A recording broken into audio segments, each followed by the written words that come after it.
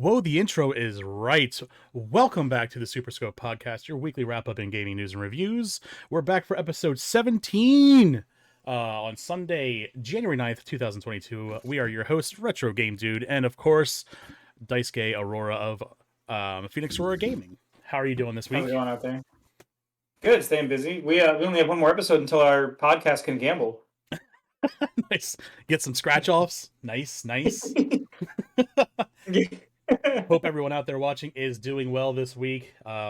We had a great week so far. We had our Goose Duck last week, I guess Monday.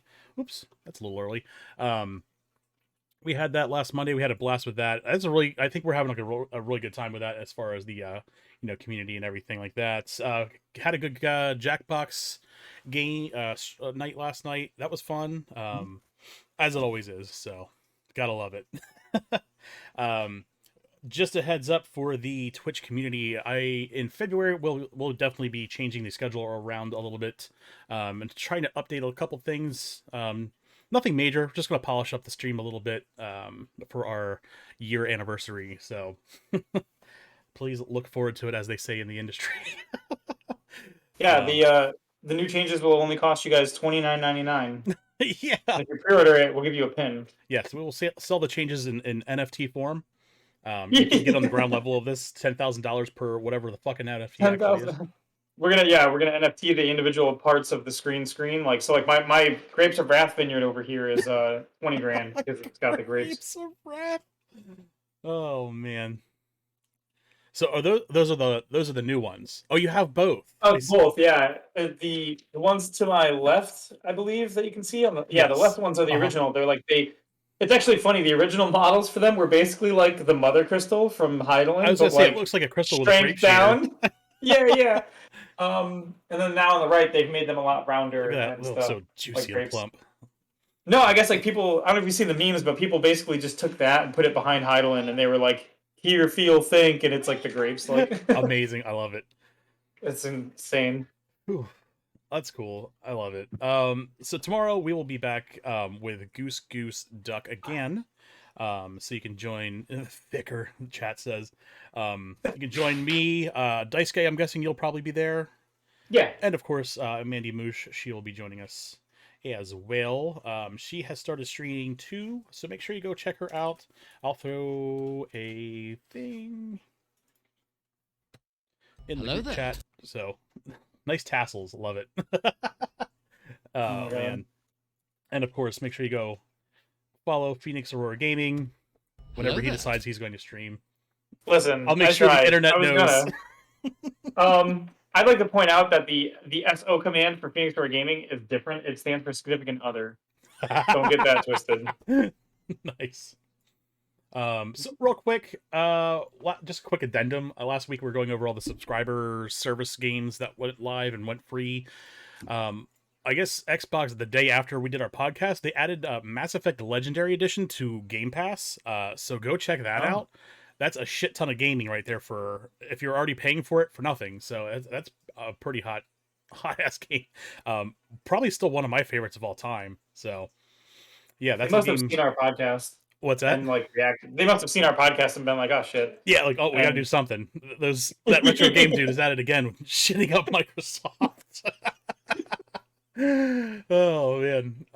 So what do we have to talk about this week? We got Ken Levine, we've got PS the VR2 announced, Bravely Default's up to some stuff we're gonna definitely talk about, and a couple other things too. So we actually have a pretty big show. I'm not doing a deep dive this week, so we just added a stack of stories to talk about. Stack of mid-tier dives. Yeah, mid-tier dives. Just a bunch of mids. So talk about some upcoming game releases too. It's January. It's a month after Christmas. Don't expect a huge lot. We talked about that a little bit last week. A shit ton of ports are coming to various systems, but other than that, there's not too much else coming out besides that. So I guess we should get back into the news here. Ken Levine, it was a big story that dropped. That came out. He shut down his studio 8 years ago, started a new one, and still has yet to produce a single thing. I guess this studio is under the Take-Two umbrella. Does that sound about right? Yeah. And they've kind of given him free range to do whatever, and they're not really asking any kind of questions. So, um, yeah, I guess there's been a couple stories coming out where he's kind of I wouldn't say like a nightmare to work with, but he has a problem like communicating his vision for the most part. Um, Yeah, and definitely. I think the huge problem here is that he's responsible for the BioShock series, producing that. Um, Yeah.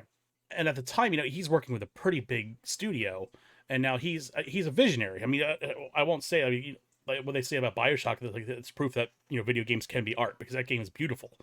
Yeah, Especially absolutely. that Art Deco style that they have going on. It's great. So, um, yeah, it's just not great. I guess because it's 8 years later and they still have yet to produce a single thing. I don't know. You have some input with this one? Oh yeah. Well, I didn't really know much about him until BioShock Infinite's development cycle because Hmm. I never played the original BioShock or the second one. But I was working at GameStop when Infinite got announced and E3 and everything, Hmm. and I was on board. It seemed really cool. Um, Unfortunately, in retrospect, looking back, there was a bit of a sort of like a comparison to what's the guy from what's his name from Fable, who went on to make an NFT game now. I forget his name. Yeah. Peter Molyneux. Hmm. Where like he kind of delivered more promise on Bioshock Infinite than like actually was delivered. But the thing is like you said, he's a visionary. They call him like an auteur. He's like a creator, Hmm. and he's not very good at getting that across to his team. He's not very good at making decisions in terms of like we have to make a decision to cut this or make a choice or a binary. Like so when they did Infinite, he brought in a dude who, well, I don't think he brought in. I think Take Two brought in over his head to get it done. They brought in what they call a closer in the industry, someone who will Sure. come in and make the decisions, draw hard lines, and be like, "This is our schedule. This is our cost. These don't budge. Get it like this done." Hmm. Um, I don't think that he's been doing that with this new studio, which I'm not sure how far along the game is progressed after 8 years. I would hope that it'd be close enough to get like a closer state, but I think that without that kind of push, he'll never get it done. I think he'll continually go back to the drawing board, make creative changes, like reimagine what he's doing. Apparently, like at times, he'll literally just dress down the staff in front of each other because they Hmm. disagree with him about something, or they'll be like, "This is a bad idea," Right. and he's not very good at like it'd be like he'd be a great like head of a creative team, but maybe not the entire project. Like Hmm. some people just are not good at managing an entire project. They are good at a specific part of it or something. He can probably wind a really good story in the world of BioShock. He may not be the best person to sit down and do marketing with or sit down and do hard programming decisions with. Like so, that's what it seems anyway. I mean, if people are curious, I think it was Jason Schreier did a whole write up about this. Yeah. And it's not the first time. He also, in one of his books, I believe it was his most recent book, there's an entire chapter devoted to the development cycle of Bioshock Infinite, where pretty much the same thing was happening, and Hmm. Take Two just forced it to come to an end by bringing somebody in. Yikes. So, I mean, it's these kinds of people are super important to like the game industry. Like you said, these are the He's a people who will visionary. create Yeah. art when they have the structure around them to mold it to something that's producible. You know what I mean? Absolutely. So it's kind of a mixed bag because like I feel bad for the dude because he's got a lot of pressure on his name. Everybody knows him from the Bioshock franchise. He's got Um, great vision, but he's not, I would say, like a key leader role because of just the way right, he is.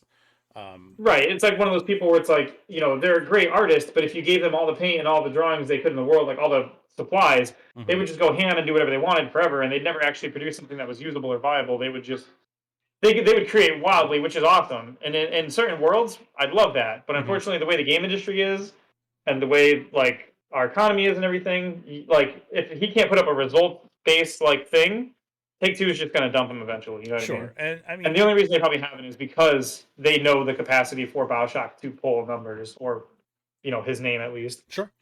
And you have to you keep in mind too. He's working with like I guess he's working at like an indie level at this point, taking a Yeah, step pretty back much. from a huge development team. So he's got to know what he's working with, and he's working with a fraction of the staff that he had for Bioshock. So it's like Sure. temper expectations about what you're going to output. You're not going to output the world's next masterpiece, the Yeah. world's next Well, Bioshock with a staff of what, 8 people. It's just not going to happen. Something sub 50, I think. But the other problem too is that's another problem with that is that this whole story kind of broke because one of the bigger publishers or something walked away from the project, which then in turn caused Schreier to be like, "Here's my piece on it." Which then you found out that the turnover at this little group that he has is high. People Mhm. are constantly leaving because he's yelling at people, or he's getting frustrated at people, or he can't work with people, or whatever. The leadership is just not there in some capacity, Sure. and you're seeing high turnover at this team they have.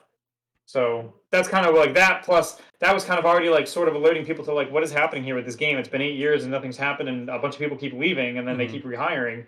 And then one of the bigger dudes left, like a big team leader, publisher, or somebody left, and they were like, "What is happening in there?" And that's Right. I guess Schreier had been looking and was like, "Well, here's what I have." Like, At this point, you got to so be raising out. Eyebrows have to be raising in Take-Two.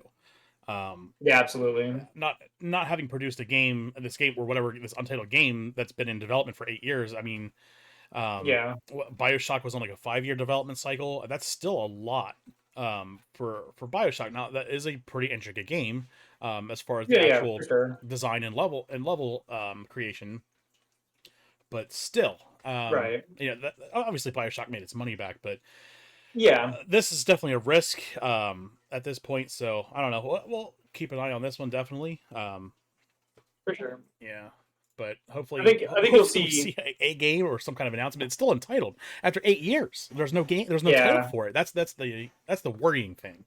it's Um, it's yeah, it's definitely deep into like game development hell is what they call it. sure. Um, and you'll see that, and that's part of the problem is like they might just be letting them. I think they have to do what they did previously, and they need to bring in someone to help manage and control Hmm. and make decisions and start making cuts and start making choices. Because like with Levine, even back to the Bioshock Infinite thing, when we got our original trailers for that game, like the original trailers they showed us and the original lore and content we were given about what the game was about and how it was going to function, like what we got in the end was great, but it was not what we were originally told. We were originally told like your story decisions would change the game, like it would have branching narratives and stuff. And as much as I love Bioshock Infinite, that game is on rails. There are no branching paths. There are Right. no decisions really to make. Like there's decisions, but like the first decision they offer you is like there's the interracial couple, and they hand you a baseball, and they're like, go ahead, throw it at them, and your options are like throw it at couple or throw it at dude. Like take the racist approach or take like the I'm not doing this and I'm throwing it at the guy that gave me the ball.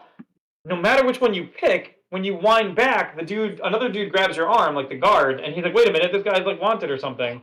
And then you have the exact same sequence play out no matter what you do. There's Hmm. little changes, like It's very if you go to throw the an illusion yeah, of yeah. choice. Yeah. If you go to throw the ball at the couple, somebody later like applauds you. Some racist asshole later is like, "Good job, man." Whereas if you throw it at the dude, later you'll find the guy from the interracial couple like somewhere else, and he's like, "Thanks for not throwing that at me." And you're like, "Okay, yeah, no problem." But it's literally like a 1 second dialogue change that you probably don't even remember from the game. You know what I mean? Like there wasn't like a whole different narrative because of that choice you made or anything. There's no like good or evil. There's no like um there's no narrative difference at all. You know what Sure. I mean? Hmm. And it's it went from like originally when Levine pitched it, he was like, it's going to be like a whole thing where you shape it through your choices, and then they like basically must have scrapped that entire idea to make that happen. I mean, that's what I said before with Peter Molyneux. Peter Molyneux from Fable was notorious for like you can plant trees and you'll see them grow throughout the game, and later they'll be there, or you can do this and do that, and it'll happen, and over time it'll change, and then all that stuff got scrapped because it turns out It was like not necessary. yeah, putting all that work into like planting trees and then like seeing the trees as an adult later in the game, it didn't really bring anything to the table. Nobody was gonna like plant trees and then be like, I can't wait to see my grove when I get older. Like, no, that's not what they're there for. Right. You know. So it's tough. I feel bad for the guy, but it also feels like it's kind of his fault. But given that he's done this before, it kind of feels like Take Two should have known better than to just 100%. let him unchained or whatever. They should have had the same kind of plan they did with Infinite, where they were expecting to have to bring in a closer or some sort of infrastructure for this. Sure. Sure. That's Uh, tough. yeah, it definitely is. But yeah, I'd like to see at least a name for it. I guess it's like Oh my a god, yeah. ghost story game of some sort. So, Moosh, if you're Oh still no, with us in the audience, there's another ghost game for you. Hopefully, it's good. I I mean, I'm not sure if that's. I think the name of the studio is like Ghost Punch Studios or something. Ah, But I don't know if they ever told us what the game was actually supposed to be. okay. Yeah, I that's think that was interesting. kind of like people thought it would be that because of the way they got to name their studio obviously because they made it. Um, or maybe it's Ghost Punch Games. I think. Hmm. Um, wait, is it actually Ghost Punch Games? No way.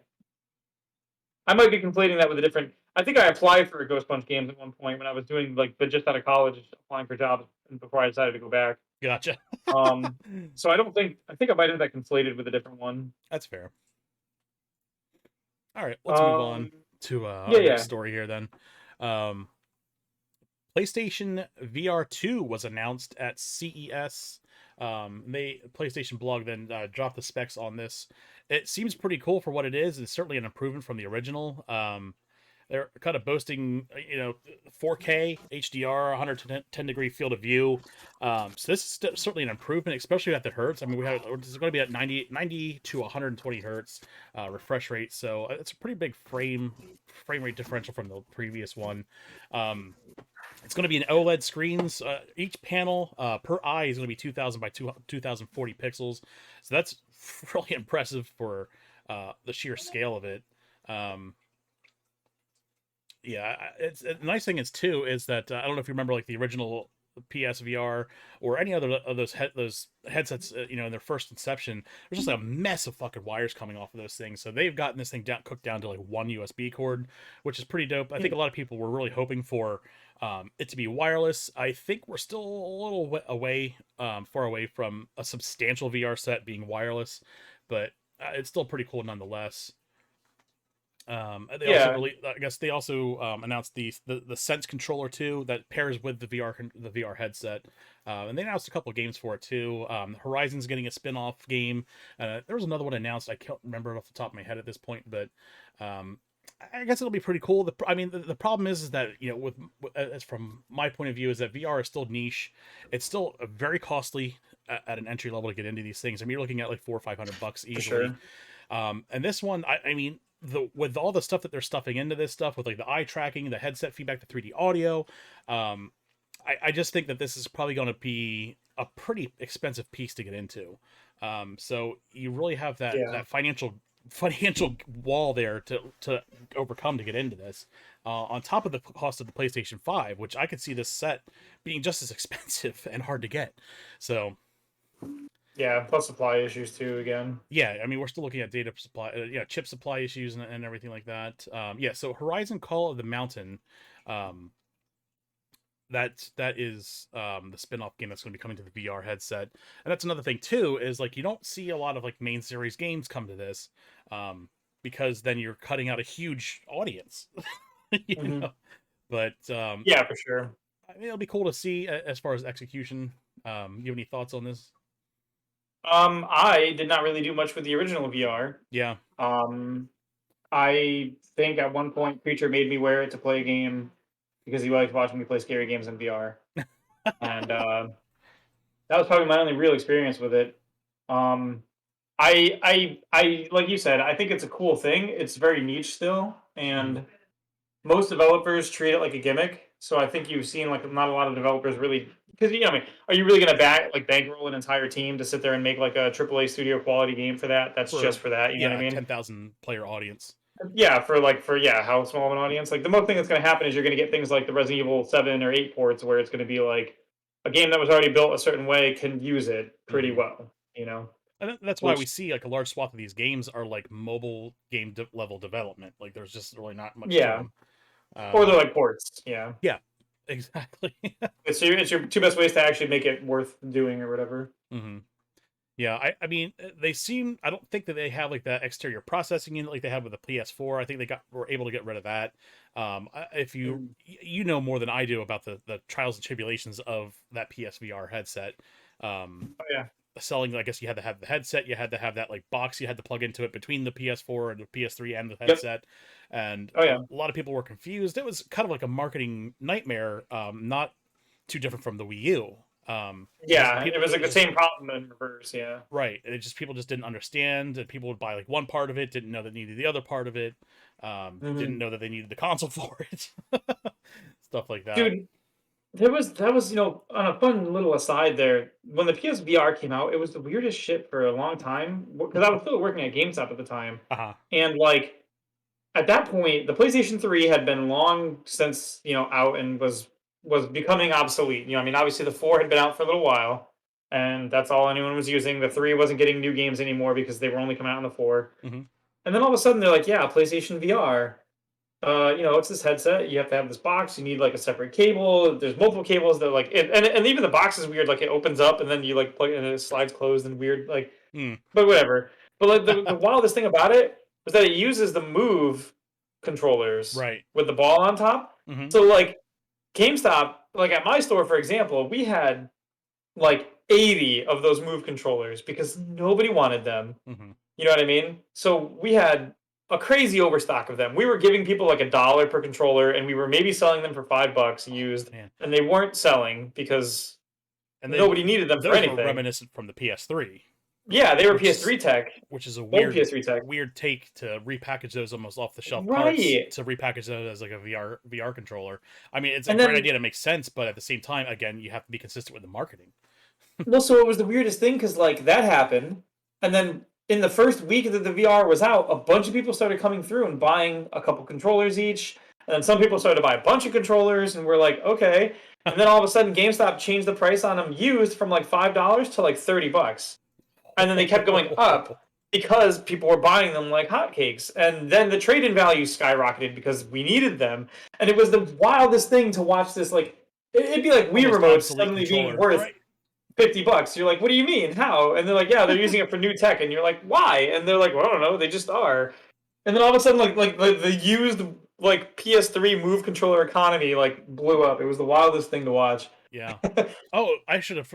The follow-up story. Speaking of controllers, is like the GameCube controller is still widely popular because it's still like Yep. the de facto controller for Smash Brothers, and even on Oh, the Switch. absolutely. Um, Yep. so that controller is still in high demand, and there was that Kickstarter project for that really nice high-end wireless GameCube controller, and they had Mhm. to shut the project down, not because of financial issues or anything like that. They couldn't supply enough.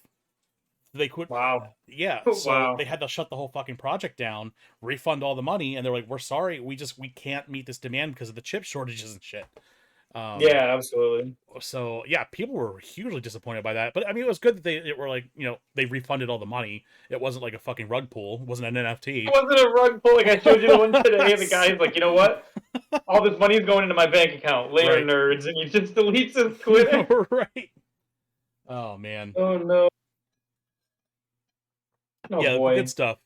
Yeah, I'd like to see this um do something. It would be nice to see, I guess, VR kind of get a foothold in the mainstream. I don't see it happening just because of the price point, and like I said, with everything that's going into this, like the audio tech that's going all into this, the visual tracking, the eye tracking and stuff, this is going to cost a pretty penny. I can guarantee it. So I don't know. With people already having trouble getting securing PS5s, whew, bold strategy, Cotton. We'll see how it plays out for them. So, but Insane. moving on. Here, look at this for a second. Let me send you something in Discord. You can pull it up on the screen if you want to look at it. Uh, Let me pop this over here. Check that out. I just went and Googled it because I was curious about like how wild it actually was. uh-huh. And you Oh, can that watch it in is real time from fucking hilarious. 2016. You can watch it from start from like $10 in 2016 Drops down to to like 9.99 in 30, 2014. and eventually breaks 40. Wow. Like it just all of a sudden it was back. 44.60 in Isn't 2020. Oh my god. that insane? That's wild. Supply and demand, baby. That's crazy. Oh, dude, Oh one of the man. wilder ones. Yeah. That's great. All right, moving on. Bravely Default announced that they are going to be releasing multiple games in 2022 on top of Project Triangle Strategy. So that got people wilding out. That is for sure. So they made a quick announcement on on Twitter, and it was translated, albeit I don't know if this is going to be how accurate this is, but it says, Happy New Yeah. Year. Work begins as of today. This year, in addition to Triangle Strategy, we plan to release and announce multiple titles. Please look forward to it. I love it. It's such an it's such an endearing statement. I don't know. It is, yeah. I love it every time I hear it. Also, thank you very much for the many year-end and New Year holiday greetings. A whole new team. The whole team will continue to do its best. Then I guess there was a follow-up tweet. By the way, I remember that last year we went into a state of emergency on the day we returned to work. Please love yourselves. That's cool. But yeah, people are pretty stoked about this. I don't think they've announced any specific title names or anything like that. But to see more games from this team at Square, I'm all about it. So to see more stuff like maybe like a Bravely Default artwork or Triangle Strategy artwork, yeah, hit me up with that. So I feel like, yeah, no, absolutely. I'm glad. I think because they said there's going to be multiple things, I feel like one of them's got to be another Bravely style game, or like in the same universe as Bravely. It's not going to be a Bravely Default game per se, but I wouldn't not be surprised to see if it was like a spin-off or, like you said, something in that universe. That would be pretty cool. It might be something weird, like I don't know, like a Pokemon Cafe style game, but with like my god, yeah, default artwork, just like that kind of like just goofy puzzly game, a casual stuff. But well, like their art style does lend to good environment design, so it would work for like a sort of like a slice of life or like a Sims or like an Animal Crossing style game because they're already really good at setting that kind of stage. You know what I mean? Right. Maybe like but some of the stuff they do, like yeah, exactly, or like Golden Sun kind of vibes or something. Like definitely. Dude, don't get my hopes up on Golden Sun. Oh my god.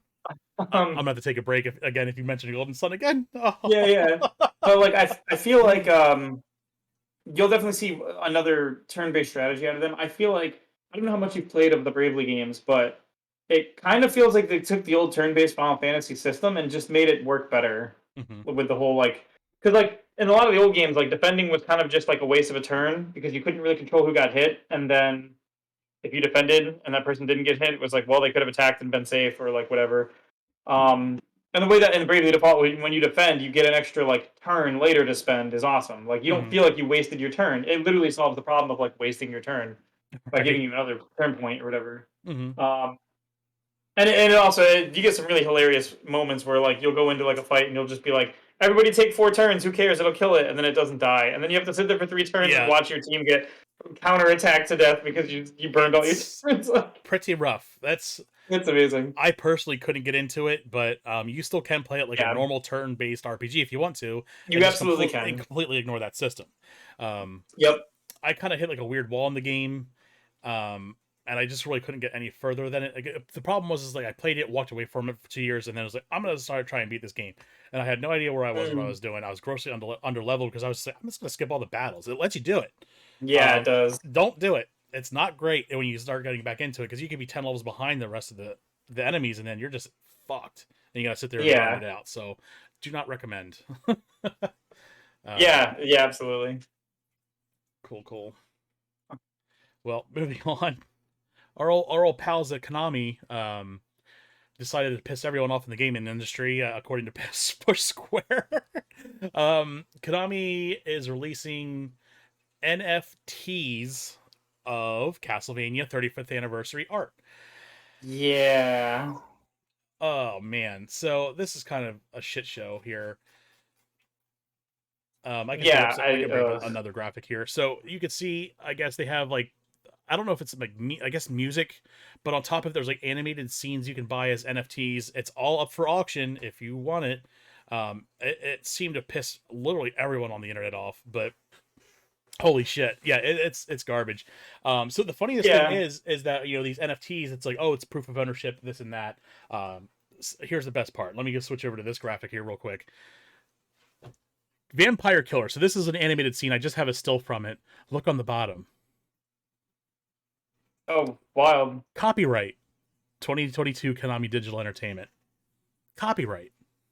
Weird. It's almost like they have like a system in place, a centralized system in place to allow them to enforce their rights of ownership. Right. So even if you buy this NFT that's proof of ownership, you still don't fucking own it because there's a fucking copyright on it. And guess what's going to supersede the NFT any day of the week? The fucking copyright. Copyright. What a batshit fucking crazy world we live in right now. It's just Well, it's again. like, dude, it's been a bad week for that stuff. So we had Capcom, not Capcom, we had Konami do this Mm-hmm. earlier in the week, or like a week ago, I guess it was the new year basically. Square Enix did the same thing. They were like, yeah, we're probably going to dip into NFTs because we want to ride the wave of the future, because that's been a thing that's been happening really good for Final Fantasy. Other than Yoshi P and Yoko Taro making the Nier games, they've been kind of like fumbling everything else. Yeah. And then now we get to move on to this kind of thing. Who's the other one I just saw? Oh, broke my heart today, dude. I was watching a conversation go down with Mike Shinoda, the rapper from Linkin Park. Uh-huh. He was like, "Hey, NFTs are pretty good. Like, I think it'd be awesome if we could bring our skins out of Minecraft and into, Call of Duty But it's and over never to going like to Instagram." happen. It's Yeah, exactly. never going to happen. And because he's such a big figure, everybody was talking like a lot of people in the game development community were like retweeting him and being like, "Listen, this is why it can't happen." There's entire threads by industry devs who've been in the business for 20 years talking about it's not feasible from a legality sense. You would have to convince all these different companies. You'd have to get Call of Duty and like look at what happens to Smash Brothers and Fortnite. How hard it is to get characters in that game to begin with. Imagine if you had to make, so say you were the guy at Call of Duty and you made a gun. Now someone wants to bring that gun to Battlefield. Battlefield has to legally agree. There's got to be copyright stuff. There's got to be like All the all this stuff licensing and happens. lawyers involved. But then It's never going to fucking happen. but you can't just move the gun over because like you can't just import a model to a different game. A gun wouldn't work in Minecraft like it would in Call of Duty or whatever. So Right. you'd have The to have a coding's all. model, or you'd have to have art assets. You'd have to have like what's it called? Like a style sheet of how the art asset should be represented in a different environment, like in Smash or like a style sheet basically. Right. There's a better word for it in the industry, and I know there's a name for it. Like a I made texture it when I map. was in Photoshop class. No, it's like a thing about like it's basically a legal document kind of thing where it says like these are exactly the colors we use. This is I legally how you gotcha. can use our logo. You can use it on signs and billboards. You can't turn Mm-hmm. it backward. You can't put it upside down. Like it's a legalese kind of thing. Right. You'd have to have that whole thing rolled up into the NFT and stored with it because whenever that NFT goes to a new game or project, that stuff would have to go with it so that that team at Minecraft or in Battlefield or in Halo could follow your art standard. It's a standards guide. Yeah, it's like a Sure. stylized standards guide. You have to have all that rolled in and then sent over, and then the devs at Halo or at Battlefield have to make that model. You have to take people on your team, have modelers and artists and programmers work to make the gun, implement the gun, make it function, do animations for it, do sound for it, make Foley, whatever, This is textures. And gigabytes and gigabytes of information that each and every online game would ever have to use. And well, not just it's that, never going to the company happen. would have to make it. So imagine if you were on Battlefield Yeah. and Battlefield, you agreed to bring over a Call of Duty gun. You've got to make that stuff in house, and then just not see any money from it because people bought their guns in Call of Duty Right. and then wanted to bring it to Battlefield. So what happens? Does Call of Duty pay you to let the gun go into Battlefield? Because Call of Duty's not going to want to do that. What do they care? They already made their money on their gun. Why would they pay people to play a different game? And why would you pay to have an art asset made from another game so people can buy it in the other game and then not pay for it in your game? Like it goes counterintuitive to everything that would happen with like sales of items and stuff. And then on top of everything else, you have the problem where imagine trying to load into Final Fantasy or a big Fortnite lobby with 50 people, and every individual thing in that game is an individual asset. You're not loading 18 jobs and all the different pieces of gear. You have to specifically and not only load these pieces, but they have to be blockchain checked and verified to make sure that you actually own the items you're loading into the game with. So every time you load into the game, this thing has to blockchain check every single item on every single player in your instance every time. You'd have a 10-minute wait time to get into a Fortnite game Right. once you made your match. You'd have to still wait 10 minutes to like load the unique assets from everybody and then check them all and verify them all. It's insane. And It's not feasible. Here's a funny little story with what Monsanto does with farmers who share land borders. What happens is Monsanto crops will cross pollinate with farms that are adjacent to them. So what happens is Monsanto will go after these farms for stealing their genomes and stuff because now you can copyright genomes. Right. So they start going after these farmers who are independent farmers who have nothing to do with this company, and they lose in court. Monsanto wins in court, basically and constantly harass. It's basically they built this framework to harass other people. Imagine if I'm streaming a game, Final Fantasy, and someone's wearing an NFT gear that's copywritten and they have ownership of it and blah blah blah blah blah. If they Yeah. see my stream, they are in a legal space to sue me because I'm using copyrighted work that they own in my stream. Yeah, Can like you see that DMCAU being for a like your fucking stuff. goddamn Oh dumpster yeah, fire in the streaming dude. universe? There was already politicians that wanted to go after people for streaming the content the way we normally do it, much less if it was like individually owned NFT pieces of gear. And then on top of that, like, how do you do across like, you know, if I do an NFT thing for Call of Duty and I get like a bloody grisly dagger with like remains on it or like zombie guts on it, and then I want to bring that over to like Among Us, and the Animal Among Us Crossing. devs are like, "Oh, we don't want that." Yeah, Animal Crossing. They're like, "We don't want a zombie gut covered knife," and I'm like, "Well, the stylized sheet is like it has to have that. It's referencing like the fact that it was used to murder Right. a zombie. That's kind of the point of it."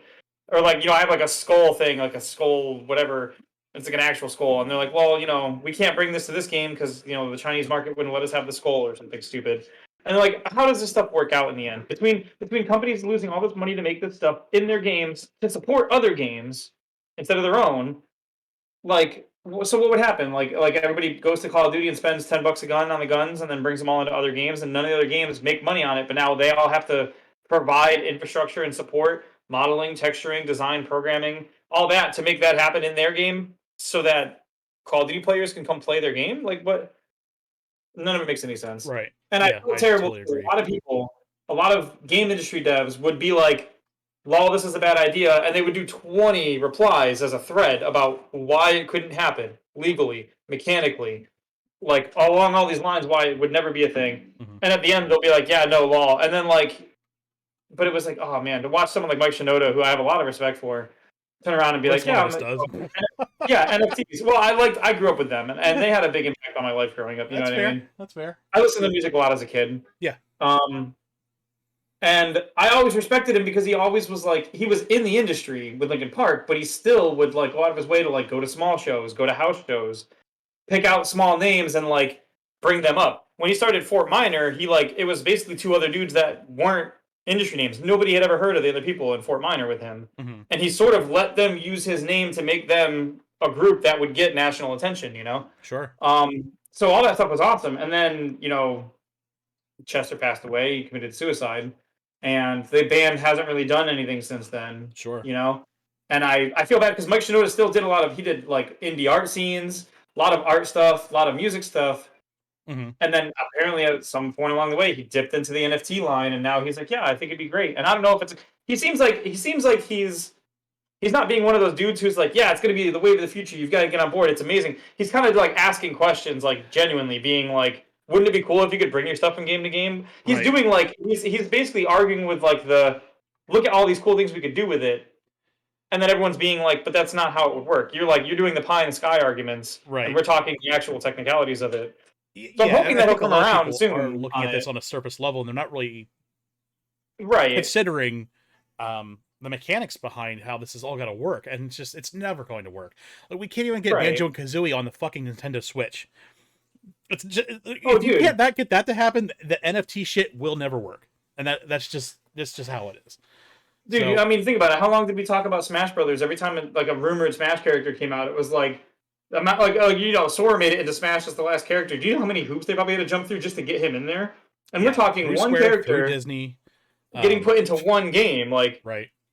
imagine if this, like Square Enix was like, yeah, we're gonna put Sora in like 12 games or Keyblades in like 13 other games. Like, wow. And some, to be fair, we sort of have that sometimes already, and we don't need NFTs to do it. You look at Minecraft as a great example. Minecraft does these packs. They do a Disney pack. They do packs for movies. They do packs for other games that come out, Mm-hmm. where they work with those people, or they work with like a third-party company. Like, for example, the Disney one I bought for the kids. It's basically Walt Disney World, which is cool. You can walk around in there in Minecraft Yeah. and do rides and stuff. In the beginning, they tell you the name of the team who did it. It's a third-party team who put the whole map pack together, and then copyright Disney, copyright Minecraft. But like, that already happened. You can literally visit Walt Disney World in Minecraft in game without any NFT stuff had to happen. You didn't have to NFT Goofy. You didn't have to NFT the rides. Like, you can already do this stuff if you collaborate with a company. The people who make Battlefield 2042 can already make a collaboration with Metro Exodus if they're both on board for it. You don't need the blockchain to verify the items. You just do it like everyone else has done it forever. I genuinely think that these people that are in the NFTs think that this is going to force these game companies to do this, and they're going to get one company and they're going to buy this thing from one company, and they're going to knock on say Activision's door and be like, I want to take my gun over here. Why aren't you guys letting it? They're like, your fucking problem, not mine.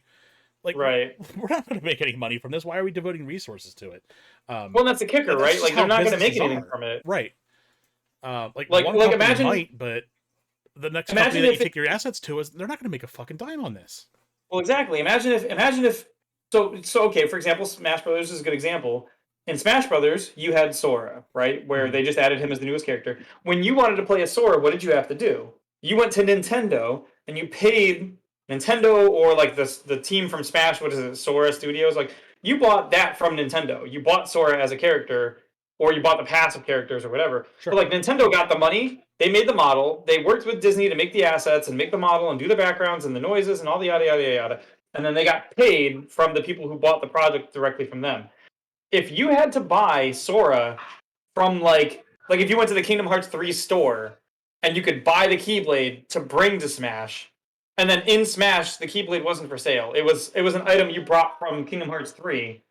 How many people do you think would even have Sora in Smash Brothers? Anyone? You'd have to have already owned the other game first, right? And then what would Smash have even done? Yeah, we'll make the model and we'll make the backgrounds and we'll make the animation attacks, the cutscenes, we'll work on all this stuff for you guys, so you guys can make money over at Square Enix. Of course not. They'd have to either get paid by Square Enix to do it, or they'd have to and at that point just do it the way we've always done it. A direct collaboration without this NFT stuff or whatever. Exactly. I see it all the time. People keep posting the thing where people will talk about NFTs and how they're going to revolutionize gaming and stuff. And then some big name developer will just be like, how? And they'll never get a straight answer. They'll never. It'll be like, you don't understand. You're not, they said the same thing about the internet not being a big deal. And it's yeah, but some things do take off and some things don't take off. Right. Anyone who said the internet was never going to go anywhere was wrong. Yeah. But this is a whole different thing. There was a counter argument to the internet. Yeah, there was a point to it. There was a utility involved. Just because shitty news coverage at the time couldn't conceptualize it, you had fucking Bryant Gumbel what's the email .com at symbol at symbol just because you have talentless fucking hacks in the news space that can't conceptualize a use for something doesn't mean that there isn't a use for it. And right. I think the general consensus is we saw a use for the internet immediately. It was worldwide communication right off the bat. You already saw even in the first couple of years of the internet hitting the mainstream, you saw a huge dip in mail usage because you could just shoot an email across the internet like that. Yeah, dude, it became the fact I stopped mailing cat pictures to my friends directly and started just sending them on Messenger. Yeah, absolutely. So because that's you saw. You saw a huge dip in people ordering magazines. You can go on the internet and get a year subscription to a magazine for 50 fucking cents right now, because they're so desperate to get this shit out the door. So, dude. It has become a dying medium. NFTs doesn't solve anything. It doesn't solve any problems. I have a Microsoft account. I've bought games on Microsoft account over the last 15, 20 years. Those games that I've bought, I can download right now. I don't need an NFT to fucking do it. It solves nothing. The thing they try and argue about, the cross-pollination of this stuff, that can happen without them. We talked before about how if I made a card game right now and you made a racing game and we wanted an asset to be shared between us, me and you could collaborate directly and use a MySQL database to store the information and transfer back and forth. Or you could put it in your game directly, or I could put it in my game.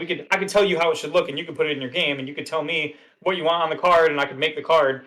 But at no point do we need a blockchain verification to show that people own this thing, because that's no different than me going on the Square Enix Lodestone and looking at my Final Fantasy account and seeing my purchase licenses for Final Fantasy. What is I literally have licenses for my Final Fantasy expansions on PlayStation or computer or whatever, and I can go check that stuff out. Imagine if that had to go through an NFT now instead of just being a verified. It doesn't solve a problem. It just creates a scarcity thing. And that's all we ever see it used for is to create artificial scarcity in these we only have so many of this thing. and it's never being used to like solve a problem. It's always being used to like create a speculative thing. Every other day we see another NFT rug pull. It's this is a thing. This is a thing. Oh, dude, yeah. Yoink, they're gone. Yep. Disappeared. Well, what happens with this? Millions like, of dollars. Konami does this, and they do the Castlevania thing, and then what? 5 years from now, they're just like, yeah, we decided we own the copyrights for them, so they're still ours. So we're gonna like re-release them for the 40th anniversary to everyone. They can still do whatever they want with them. They just release it on the 40th anniversary, and someone's like, "But I have the receipt for this," and it's like, "Yeah, and you still have the receipt for that NFT, but now we gave everybody else, we gave everyone else a free one." Yeah, so you know, like it's going to be unique. Yeah. That's stupid. Man, it blows my mind how I really would love to bring someone on here who's like just pro NFT. I just want to like get a fucking straight answer out of someone about what this solves that isn't already. Every time I've seen it, the closest thing you get to it is like a used car salesman type of person trying to be like, you don't understand, it's going to be the best, and you're like, how? And they're like, it'll allow for like things you wouldn't dream of, and you're like, but how? Like, what can't I do? Like, explain to me why my MySQL database is not sufficient for me to log information that could be shared to another game. Explain. Yeah. And they're like, well, how would you verify it? And I'm like, it's my database. I am the only one that can access it, so I would verify it. And they're like, well, then other people can't verify it themselves. And I'm like, what does that matter, though? Like, some centralized system would have to verify. Ubisoft would have to verify your Assassin's Creed daggers in different games. Mm-hmm. Or Minecraft would have to verify your Halo gun in their game. Like, it would have to be checked by some central authority who confirms that it's actually part of that game or part of that thing. Which is what otherwise blockchain is. It doesn't do anything. Right, like otherwise it's decentralized, but blockchain is the centralization of these tokens, all these tokens. Right. Shit. Yeah, it's insane. Am I missing something? Please, no. someone enlighten me. I don't know. I have yet to see a use for it. Yeah, it's wild. It's like, I even said it on Twitter. It's the equivalent of like symbolically adopting a panda in the name of like funding wildlife conservation, but this doesn't actually help anyone or anything. You just, okay, I own a picture of a panda now, I guess. You know what? I liked the comparison people were making was that this is like those companies back in the 90s that used to like sell you a star. Be like, yeah, $50 and you buy a star and you get to name it. That's your star. But it's like, if you actually walk around and ask other people, like, what star did you get? Sometimes people got the exact same star because who would know? Right. Like, you get a piece of paper that says, look up, you see that one, third from the left? That's yours. And you're like, cool. And you put it on your desk or something, and you never think about it again. And then meanwhile, they've sold that star to like everybody on the planet who asked for one. Right. Because why not? And now those companies are gone because it's like, hey, technically I own that star. Like, yeah, okay. Right. Like, but you don't. You can't go and settle it. Yeah, and okay, even buddy. if you couldn't legally make a claim to it. Like, oh my god.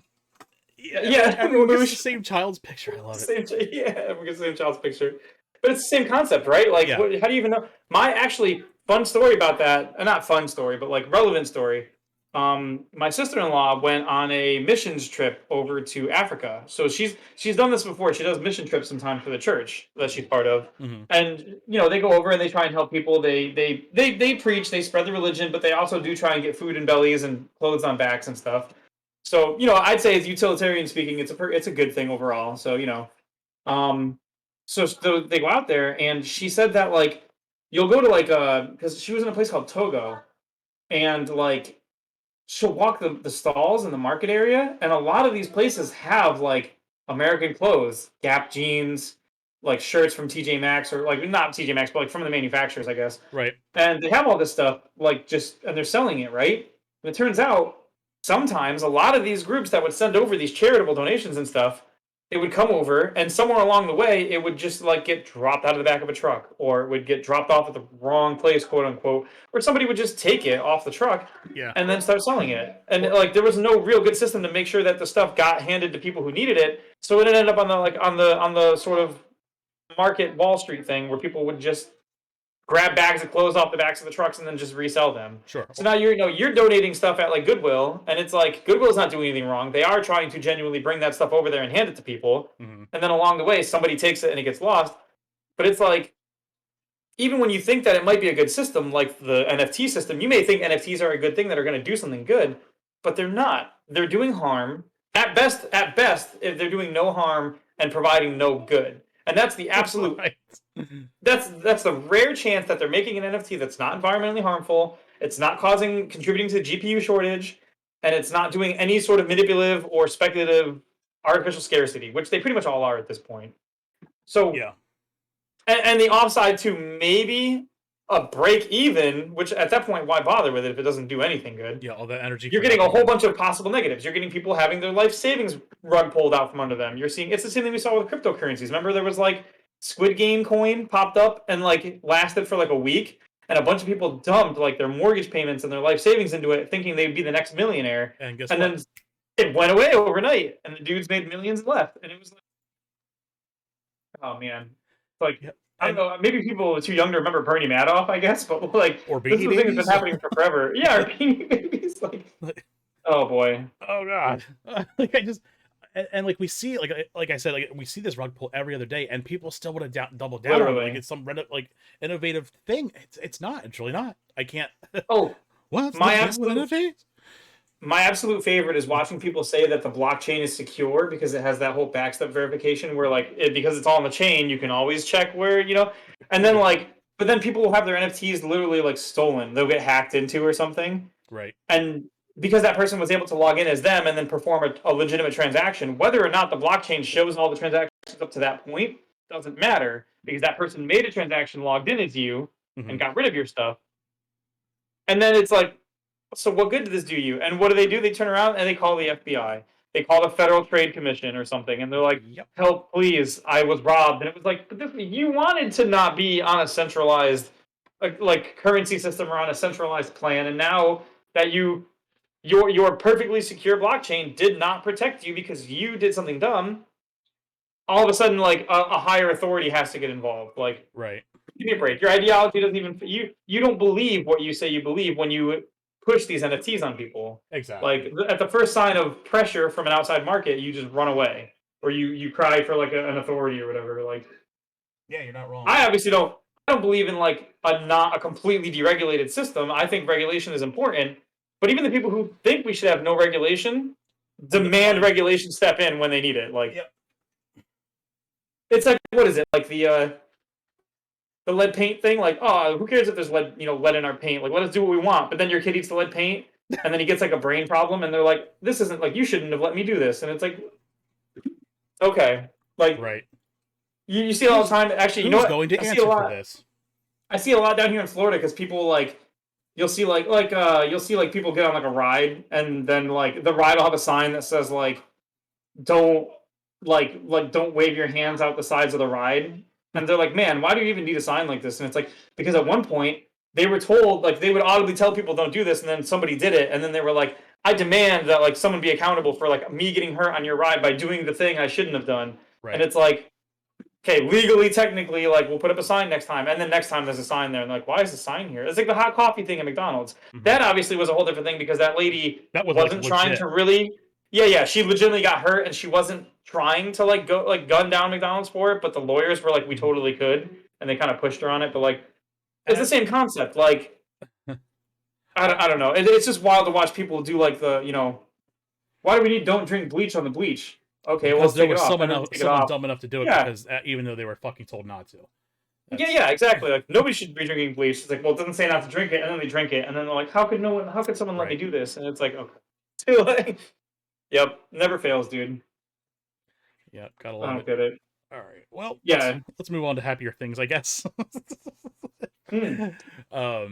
Ubisoft Plus announced that they are going to be coming to Xbox Game Pass. That's pretty big. I would say that the Xbox Game Pass is definitely positioning itself to be a force to be fucking reckoned with right now. Oh, yeah. I mean, when it first came out, I mean, it was pretty lacking, but now it has like the EA's version of this Ubisoft Plus, and now it has Ubisoft Plus. Yeah, EA has like a vault, right? Is what they call it or something. Yeah, something like that. I just know it's a pain in the ass to set up on the computer. I had my daughter tried to set up on my daughter's computer to get Sims, and even it didn't work. What a mess! It's a dumpster fire. Hopefully, Ubisoft's execution of this is a little bit better than EA's. I'm not shocked that EA's is such a dumpster fire. Once again, the people that like legitimately buy the products are left to suffer with these shit jumping through hoops to get the stuff to work. For sure. But anyway, Ubisoft Plus will be coming to the Xbox. Previously, this is only available on like PC and Stadia and Amazon Luna, so it's pretty big for this service to come to a mainstream venue like a console. I wouldn't be shocked Sure. that eventually to see this come to the PlayStation. I'm sure there's probably like a timed exclusivity deal with this, but yeah, it's Most likely. yeah, I mean, it's pretty well timed announcement because we have Rainbow Six Extraction that's coming out to Game Pass for free on the 20th of January. Yep. So that's pretty big. And this is, I guess, the access to it is $14.99 a month. The multi-access plan, so if you have like family members, it's be $17.99 a month. It's not horrible, but I already have like just regular Game Pass, and that's really enough. But Yeah. to all their own. If this is something that you're into, definitely look into it. Ubisoft, I mean, they have a lot of good, decent games.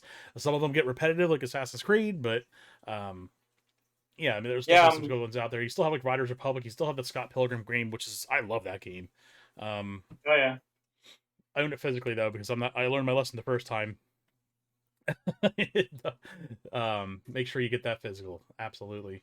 But yeah, so it's pretty cool to see that coming along. That should be coming out. I'm guessing that will probably kick off with the release of Extraction. So yeah, look forward to that. Rainbow Six Extraction is definitely set to release on the 20th, so it'll be cool to see that. Those games will also be added to the PC, so that's a shit ton of games for like $15 a month to get added right to your PC. That's the PC Game Pass as well. That's what I mean by PC. So yeah. For those of you listening to the podcast and can't see the graphic, it includes things like Prince of Persia, Watch Dogs, Far Cry's 5 and 6. mm-hmm. I believe Phoenix that's Immortals Primal Rising. as well. Yep, Phoenix Immortals Rising. There's Rainbow Six Siege in there, which I imagine is probably like a bunch of content packs and stuff included. Mm-hmm. Um, Starlink, which I would Starlink. say definitely play that on the Switch just because of the Star Fox content. That's probably like the definitive version of Starlink. Oh, sure. Yeah, absolutely. Yeah, so there's definitely a bunch of stuff there. Massive library. Even going back, I see like Rainbow Six Vegas up there and Trials Fusion and stuff too. Some older stuff. Oh, and Older don't Prince forget of Persia Uno. games up there. Oh yeah, I love me some Uno. Everyone has Uno. It comes with your Xbox. Yeah. Oh, I love that meme. So yeah, the great thing about Uno is that I own it on Steam and I own it on Stadia, and I can play it and take all my stats to Stadia if I want to play it on Stadia. If I want to play it on Steam, I can play it on there, and my stats are there. I don't need an NFT to do that. No, you need an NFT to verify your Uno stats. Yeah. How else is the world going to be able to collectively verify how many wins you have? That's great. Oh man. Are we just gonna trust Ubisoft to accurately track your wins? That's right. Ludicrous. And if Ubisoft went out of business tomorrow, the NFT would force their doors to stay open so that I can use my just fully bought NFT. They would be like, "We're not allowed to close." You would be like, "Hold up, my Uno save record, my NFT win record," boy. and they would be like, "Yeah, where you guys?" And then some magical court, but even that's like the thing is like, what would happen? Would you take to the court? You would go back to the regulated, centralized system that you hate to be you must force them to do a thing. Like, how's that fitting with that mindset? Like, you force Ubisoft to stay open for your benefit because reasons? Like, right? Okay. Yeah, I can't wait to centralized because like these like fucking what are they, libertarians? This is like a libertarian wet dream. These people that want to live out in the woods, but at the same time want to reap the benefits of a socialized society. Yeah, it's like I shouldn't pay taxes because I don't have any kids, but then they get mad when like kids are poorly educated and they grow up to be dumb people, and they're like, how come these people are all dumb these days? And it's like, I don't know, maybe because nobody wants to fund the education system, right? Like you. Like, this is kind of what happens when you do this. Oh, I don't schools know are terrible now. Yeah, it's almost I didn't like pay for these roads. I shouldn't have to pay for roads I don't use. Okay, buddy. Right. Oh boy. All right. So, next up, we have some rumblings of PlayStation's integration with Discord. Betamax. You'd love it. So I guess it was found in the beta version of Discord. A player was able to, I guess it was a couple of people on Reddit and another corroborator, MP1ST. They were able to actually connect their PlayStation account to Discord. It doesn't do anything yet, but they were actually able to get that whole thing linked up. So that's pretty cool to see that. I guess they I don't. There's going to be implementation at some point where you can actually see what games you're playing on Discord. So if you're logged into your PC on Discord, you swing around like I do and play my PlayStation 5. That link will tell people on my Discord that I'm playing X game. So that's pretty cool. Oh, yeah, I'm really looking forward to the voice functionality to it, because with Destiny coming out, I bought it on the PC, the Witch for Queen, sure. because I don't want to play it on the PS5 because I have a perfectly good PC right here. And it's Yeah, simply, it's easier for me to capture audio. It's easier for me to game on it. It's easier for me to capture the actual gameplay as opposed to using my capture card, because then I have to like use a bunch of different cords and a different headset to get the audio on. It's just a dumpster fire. Everything on my PC, it's all streamlined. I can just click a couple clicks and boom, we're good. Um, right. so that'll be nice to actually have that shared voice audio space to get that. I'm hoping that comes out sooner than later. I kind of bankrolled Witch Queen on the PC, not realizing that this might not come out like at the very beginning of 2022. So yeah, I'm hoping it comes out before then. Yeah, I'm not gonna get my hopes up, but it's nice to see we're starting to see some pieces of framework in these beta versions of Discord. So yeah, yeah, I'm definitely. very excited for it. I guess people were worried about Xbox buying Discord a while back, and then like a couple days later, all of a sudden PlayStation has a deal with them. Hopefully, no one buys them. Discord should be open. I think they should stay their own Absolutely. company. I don't think they should even go public. I think it's very important that this is a space that is open, that it's not controlled by like one game company like Xbox, and then deliberately shutting everyone else out. Um, Yeah, I know. Like Discord in particular is like Discord's in a really weird spot because like they provide a lot without charging anyone. Like you don't need Nitro, you don't need to pay for anything. right. There's no like ads really, but they provide a ton of service, and on top of the service they provide, they're always putting new things out. They put the Threads functionality out. They're putting out new like marketing stuff. Like Hmm.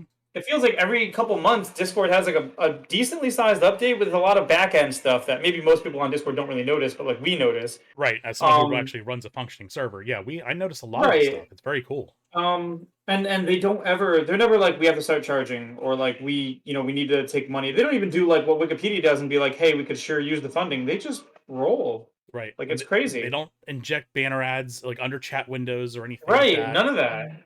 Um, It's truly one of the weirdest but best things that you could find on the internet in that regard. Like mhm. you almost never find something like this that's not like you said a tool that you have to pay for or a subscription service Right. or because Discord could easily require Nitro to use, and a lot of people would still use it because they either already have it or they'd be willing to pay for it. Like Sure.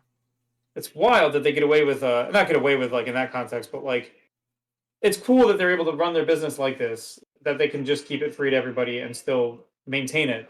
Hmm. Yeah, Hmm. absolutely. I'm stoked for it, so I'll definitely be using it. I'd love to see it come to other platforms. Cough, cough, cough, cough. Switch, cough, cough. Um, Oh my god, it'd be perfect for the Switch. they For like need to do Smash and stuff. something on the Switch that Absolutely. it would improve the online experience overnight. Um, People are like, how do I play Splatoon with my Tenfold. friends? And Nintendo's like, don't you people have phones? Like, Yeah, phones with Discord on it. And I will say the yeah, Discord version, yeah. the mobile version of Discord is rough. Just with Yeah, the we've audio had just some bad times. not always working, and like sometimes like randomly mutes. Um, I haven't used it in a while, so I don't know if it's still like that or not. But I've always had problems with the audio and voice chat through mobile phone. But I don't know. Hopefully it's improved since then, because it would be Yeah. nice to use. But yeah, I mean, when the Switch came out, that's what my original usage of my Discord server was, just so people could chat On Switch. on yeah, for Switch on games like playing Mario Kart. We'd sit there and shit talk each other all the time, or Oh yeah. trade Pokemon or whatever. So it was a nice little centralized space. Oh, don't say centralized around NFT people. Oh my Um, god. yeah. But yeah, I don't know. This will be cool. I'm really stoked for it. Discord's just for memes now. I'm okay with that too. I fucking love memes. Um, Uh, I think you mean at, Discord is for hands, at only least hands. only hands. At least mobile. Yeah, it's. I mean, it's a great network for just sharing stuff in general, media, ideas, whatever. It's awesome. It's a great Hmm. promotional tool if you're a streamer. It's great if you're trying to build a community of gamers. It's awesome. Dude, Gotta love it. there's a lot of people. I see a lot of people in the game dev industry. They set up Discords for their game dev, and it's like it's the equivalent to using like Slack or like Asana or like Right. Mondays.com or something, but it's free. You just use it. Obviously, it doesn't have the same sort of tools oriented around project management, Sure. but You the can. organization of your communication allows you to get something pretty functional without having to pay for it. Right. You know, and a lot of indie games cannot afford to dump a bunch of money into like Asana or Mondays.com or whatever. Hmm. Yeah, that's another thing. You see a lot of dev studios, smaller dev studios especially, have their own discords and stuff, and that's a great Mm-hmm. way to get user feedback as an Oh, yeah. indie developer. You Build engagements, send people somewhere, right, and like they can build their make own a community. communities. Oh And yeah, if you're a beta tester, how great is it to be able to just talk directly to these developers? That's great. dude. As a person who is literally supposed to be alpha testing a game right now, and I haven't done it yet, which I will get on that. It's Can you fantastic. stream it? Are you allowed to stream it? No, I'm not allowed to show anybody footage of it. So Gotcha. unfortunately, you'll have to wait, and everyone else here at RGD will have to wait until we get clearance for that. But I will be playing it, giving them feedback, and then potentially applying to work with them because they're looking for people. Awesome, man. I'm not sure if I will have the time for it, so I'm kind of hesitant to like Hmm. add that to my schedule. I'm hesitant for you, man. But yeah, I'm really looking forward to Discord coming to PlayStation. I can't get enough of it. I'd love to see it come to Xbox. I'd love to see it stay like an open Definitely. platform. Yeah, Yeah. that's really where it needs to be. I think changing that openness to it would grossly affect, I think, the whole community and the whole industry. I don't know. So, all right, well, let's. Discord becomes an NFT. Yeah, God, Just the whole thing. It's an NFT. you could use my gifts with an NFT. What? You don't understand. Like Discord would be better if all the threads were verified on the blockchain. Yeah, Jesus Christ. Okay, let's move on before we get back into that. Um, so Daylight, or I'm sorry, Dying Light 2 devs made a tweet on I guess the other day, to fully complete Oh yeah, I saw Dying this. Light 2 Stay Human, you'll need at least 500 hours, almost as long as it would take to walk from Warsaw to Madrid. Weird flex, but okay. I Um, mean, so, to be fair, most of us, I don't know about you personally, but most of my friends and myself, we measure time through walking from like capital to capital in different countries. Like that's a who doesn't? common parlance here in Florida. Say You know, down here in Florida, we're very aware of how far it is to walk from like Tallahassee to like Oakland or something. Yeah, well, as long as you're cognizant about it, that's good. Keeps the old brain moving, I guess. All right, What a so weird like way to phrase that. yeah, so I guess this stirred up a bunch of shit. I saw even like tweets from Paul Tassi saying no thanks, and it just Yeah. strikes me as weird. Where Paul Tassi, being a very avid Destiny player, um, with probably a solid 2,000 hours behind his belt of playtime, was taking issue with Yeah. this. Now, I mean, it is a long time, and then I guess the devs were forced to really make a statement. It's like, okay, well, it's 500 hours if you want to do absolutely everything in the game. And Sure. for sandboxy games like this isn't really of the out of whack for a game time if you really want to go balls to the walls with it. You look at games like Sure. Skyrim. I mean, if you want to do Oh everything in that yeah. game, you're going to be easily spending a couple hundred hours in that game. How long is it taking Breath of the Wild to get that gold poop or whatever? Hold on a second. What have I missed? Wait, what do you mean? There's golden poop in Breath of the Wild? You didn't know about that? How did Oh I man, miss this? listeners, you're in for a treat. So in Breath of the Wild, you can collect those seeds from the little Yes. Korok dudes. Yes. You can collect. I want to say it's. I will Google it for you, but I believe it's like 1,000 of them. So like you can get way more seeds than you need for all the upgrades, right? Okay. Um, Let me see. All Korok seed total. There are 900 Korok seeds in total in Breath of the Wild. 900 of them to be found all over the map. Um, you stop getting rewards well before the 900. I know that for like turning Yeah. them in. However, if you turn in all 900 of them to the big dude, he gives you like it's called like the gift of something. Let me see. All Korok seed reward. He gives you something called what is the name of it? Hestu's gift. Yeah. That's what it's called. And if you want to look up a picture of it, it is quite literally a gold poop that you just keep in your inventory. I got that. That's wild.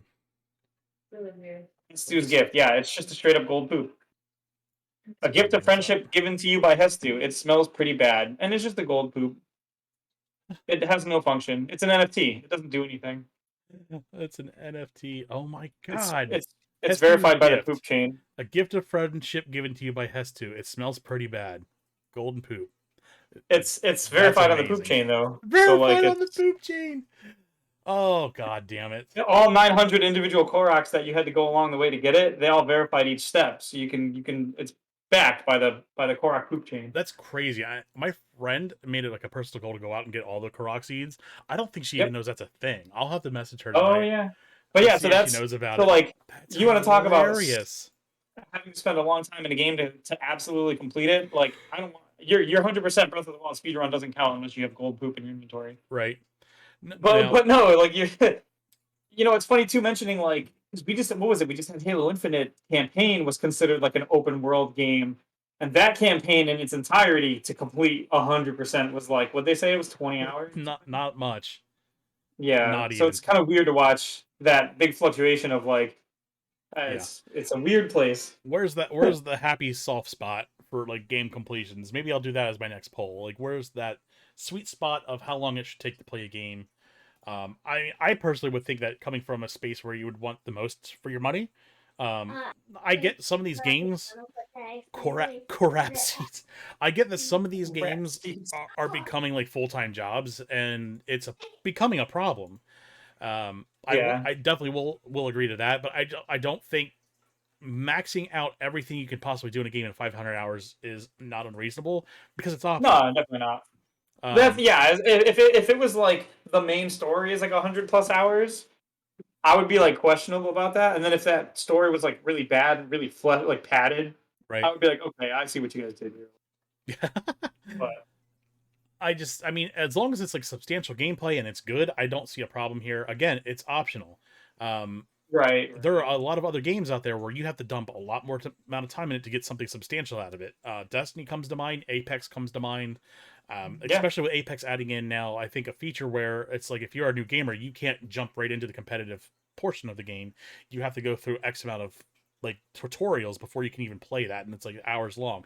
And it's a good filter, especially in that space, because then you're filtering out trolls that delete their accounts, get a new account. They have to sit there and go through that, but it's also ensuring that the people who are new to it know how to play the goddamn game, so it doesn't make the experience for everyone suffer. But yeah, or like seeing Destiny's new system where like if you're a new light, they just throw you into the Dares of Eternity and you get fucked. There's a horse now. Why is there a horse? It should have been there. Oh my god, I saw an article today that was like Destiny's in the best place it's ever been for new players, and then in the comments everybody was just like new players are getting locked into 1150 light content at 1100 and can't clear it unless veterans lower their light to come help them. What are you talking about? Like, this is the worst time to start Destiny because you'll accidentally get stuck in something you can't play. Like, oh my god, is that what they were talking about by being like locked in gameplay? Yeah, it'll just put you in there. Level. Jesus Christ. Well, it puts you in at 1100 when you start your new light, and then the content's 1150, so you're not killing those things. You're not hurting them without help. And you just get stuck there or whatever. So it's just like, yep. Oh boy. So yeah, I don't know. What do you think about this? I don't think that this is unreasonable for optional content. They're saying 100 hours to complete the game in full. That's a little rough, but yeah, it's up there. I think like for me, I think what happened here, I think this was bad optically because I think it came out looking like the main game would take you 500 hours, right? Which sounds like unreasonable for most people. That's rough. I totally agree with that. I mean, people still bitched at 100 hours though. That's the thing where I'm running into here, and it's like, yeah, I mean, it's weird because like I play live service games like Final Fantasy, so I'm just putting 30 hours a week into not even really doing much, like crafting and stuff. Sure. Like I get that, but at the same time, the story didn't take me more than the expansion story itself. Probably only took us like a week to get through. You know, playing like regularly.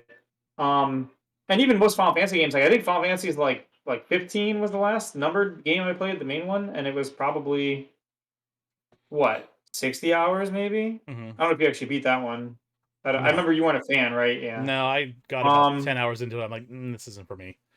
I mean, spoiler alert for a game that's several years old at this point, but like it gets kind of rough near the middle around the end. Like it just kind of feels like a slog at times. I remember getting Especially to like a more urbanized setting of like a city and yeah. doing a bunch of like miscellaneous bullshit quests, and like I wasn't even like, I just started tuning it out. Like I didn't care about the dialogue. Yeah, that's what and, happened to me. You get and to I the was middle like, part and it's like, all right, yeah. But and, then when it does get interesting, it like so like near the end, I guess it was like middle end somewhere. Like there's like a time skip, and then you come out of the time skip, and then like it's weird. One of your party members is blind now, and like hmm. the world is like basically hell, and everything sucks. And then you go do the end of the game, and it just feels weirdly paced and like Well, that's what my I problem don't was know. with Final Fantasy 13. It was like the first half of the game was like hallway simulator, and I don't have a problem with that Yeah, per se. But then it's like you get to a point, you open up a hatch, and you crawl out of this like thing, and it's you walk into fucking Monster Hunter. Like, what the hell just yep. happened? The 12th chapter, yeah, right before the end of the game, it's Yeah, just oh yeah, here's the open world that you wanted, and you're like, all right, right. It but I was want to just beat the game now because I'm at the end. So I guess I'm just gonna beat the game, and then I'll come back for like for the what? entirety of the side game packed into one area in one spot. Like, okay, Yeah, I cool. just that blew me away. I'm like, what the fuck? And by the time it was like, oh yeah, you can Yeah, go kill these dinosaurs and do shit, and I'm like, I don't want to do this. This is a complete I never did any of that departure. after. Yeah, I was like, okay, well, I guess this is where I am now, and then I never finished it. Dude, and I'm a big Final Fantasy dude, and I didn't touch it because there Like, was I'm not. well, because it was like they were just like, hey, they were winding the story up to be like, you're about to go back to Cocoon and beat the game because it's wow, wind up time. Mhm. By the way, 184 side quests opened right here in this area. You can fight all these monsters, and also your tree, like the level up trees you had, all of them are open now. So have fun. And I'm like, Right. well, shit, but like I'm at the doorstep to beat the game now, so I'm just gonna beat the game first. And then I beat the game, and they were like, do you want to go back now and do like 184 Monster Hunter side quest missions? And I was like, no, not really. Not Like really at all. the game paid off now. I got my story clear. Right. I'm not that concerned. If this had been piecemealed along the way, like every other Final Fantasy in history, I would have done them as I came across them or something. Sure. Or I would have known like the last battle's right here, and I have some to clean up. But like the whole thing from front to back, like at the last minute, like no, there's no way. There was a lot of stuff wrong with 13 because you can do a hallway simulator and still have it be pretty fun. Like 10, Mhm. whether people like to admit it or not, is a hallway simulator. There's a lot Sure. of running down the Mihan High Road, running down this area, running down that area. You are constantly going from A to B, and then there's story happening along the way. But it was But paced it's well. interesting, and you can go Yes. back. You can sort of backtrack. Like you get to Mihan High Road, there's people you can talk to. There's the Chocobo quests where you go up and get those chests on Right. the hills and stuff. It's A lot of that dynamic. was missing in Things 13. change. Right. Exactly. Things change over Right. time with dialogue. Characters come in. Was it like the lady? I can't remember, the lady in the green dress you could talk to. Yeah, She and you said could different fight her. things. Yeah, you could fight her Yeah. as different aeons, and like there was always different stuff to do. Even though you're coming to like this back to this old road or this and that, like you said, Yeah. the Mihan High Road. There was always different Yep. content, like at different parts of the game. So there was always reasons to go back. There was always reason to do something else. Mhm. I didn't get that with Final Fantasy 13, and I don't know Right. if you could even go back after you get to that point. No, you 'Cause don't. You don't ever go back see, to previous. so The only thing you can go back to, quote unquote, is you can go to the chapter 12 area where you do the mini hunts and everything. right, and But it that's just only because didn't. you like save there and then don't go forward from there. That's it. Right, and it Um, didn't feel like there was anything. It didn't feel like a living, breathing world as Final Fantasy no, 10 did. Um, no, and but that's the thing. Like 10 had because I did not even realize when people said like 10 was a hallway simulator. No one really mentioned it to me until I was like late 20s, a couple years ago. And then mhm. someone's like, "Yeah, 10 was also a glorified hallway simulator," and I'm like, you're right, but it never bothered me at the time, so I guess Right, I didn't care. Like they did a good enough of a job with it, where even though it was a hallway simulator, it didn't feel bad, and I guess that's the difference, right? Like, exactly. And I think there was a lot of pressure on them because that was their first soiree into a 3D environment. Before then, everything yeah, was pre-rendered graphics, and I to this day I don't have a problem with 3D like pre-rendered backgrounds and everything. Um, sure, but yeah, they really knocked it out of the park, and I think it was just like that PS2 era where it's like Square didn't publish anything that wasn't horrible. Um, I could be wrong with the bouncer. I never Yeah. played the bouncer, but I'm even hearing today that Yeah. that game's good now. I remember when it came out, people didn't like it, but now people are like, "Oh yeah, we gotta play the bouncer." But um, I just Mhm. yeah, it's a weird thing. But anyway, back to Dying Light. I don't think it's unreasonable for there to be 500 hours worth of content, especially in a genre where it's very sandboxy. Yeah, Again, definitely. going back to like your Skyrims and stuff, I have, as long as the game's good, why gatekeep that? I don't know. If Yeah, someone we'd out have there to enjoys see. it, let them have that fun. That's the thing. We'd have to really see like the intention behind the content is what's going to matter, and we won't know that until the Absolutely. game's out. If Dying Light 2 comes out and people are playing it, and like the 500 hours of content is like something like Spider-Man Miles Morales or regular Spider-Man, where it's like a lot of collectibles, a bunch of side missions, different objectives, maybe some different ways to play the game, interact with the game, maybe like races that you do with some people that are different than just running from zombies, or maybe like an arena style area where you fight off a bunch of zombies. Like if there's things that like break up the game and there's things that are different and unique and it feels like it's enjoyable the whole way through, awesome. Like more power to this team for making all that content, you know? Hmm. If it's like oh yeah, there's 500 hours of content in this game, and then you beat the game in 100 hours, and then you look at your achievements list, and the only achievement you're missing is like kill 1 million zombies, and you're like, oh, okay, Right. I guess I have to kill like another 990,000 zombies. Then it's like, okay, they phoned in the 500 hours of content, and it's a selling point, not a like a creative decision by the team or whatever. Right. So Right. we'll have to wait and see when this game launches what that content actually looks like. So you won't really be able to make a good decision about this Sure. until it's actually out. Hmm.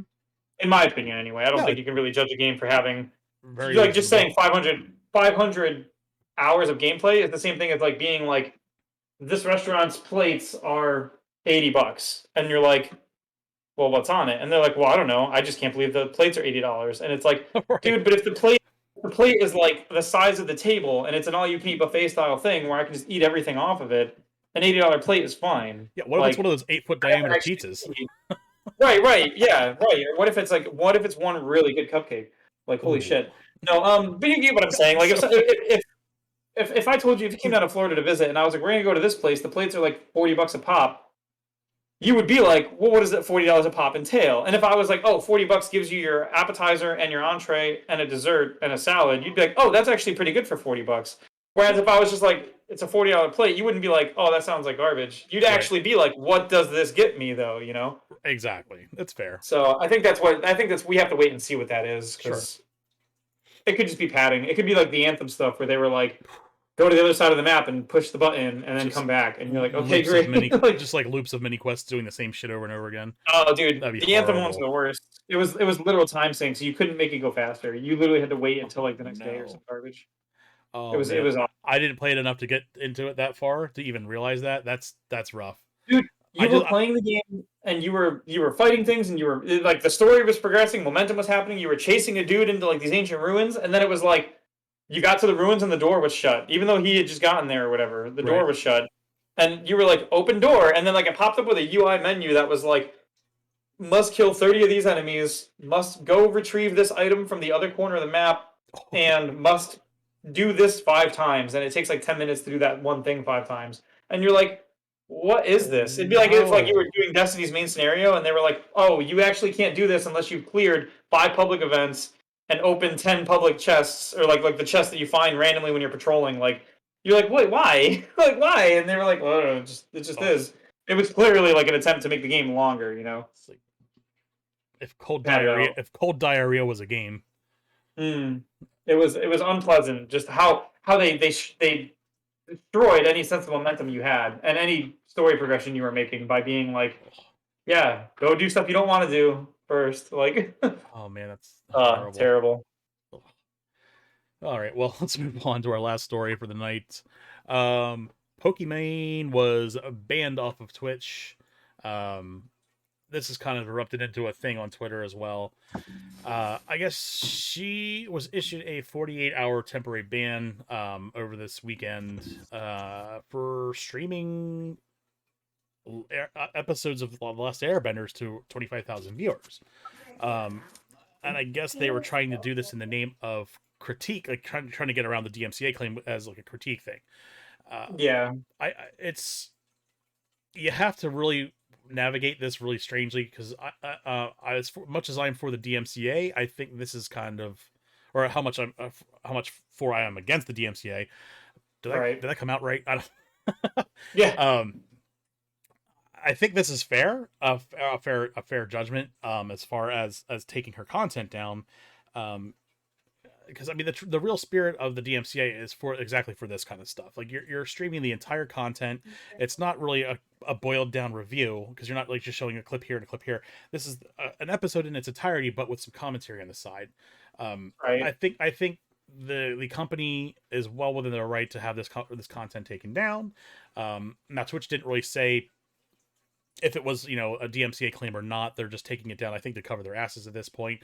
But hey, this kind of stuff does great publicity for everyone. I'm sure Pokemone's getting a lot of publicity for this. We're giving her attention right now.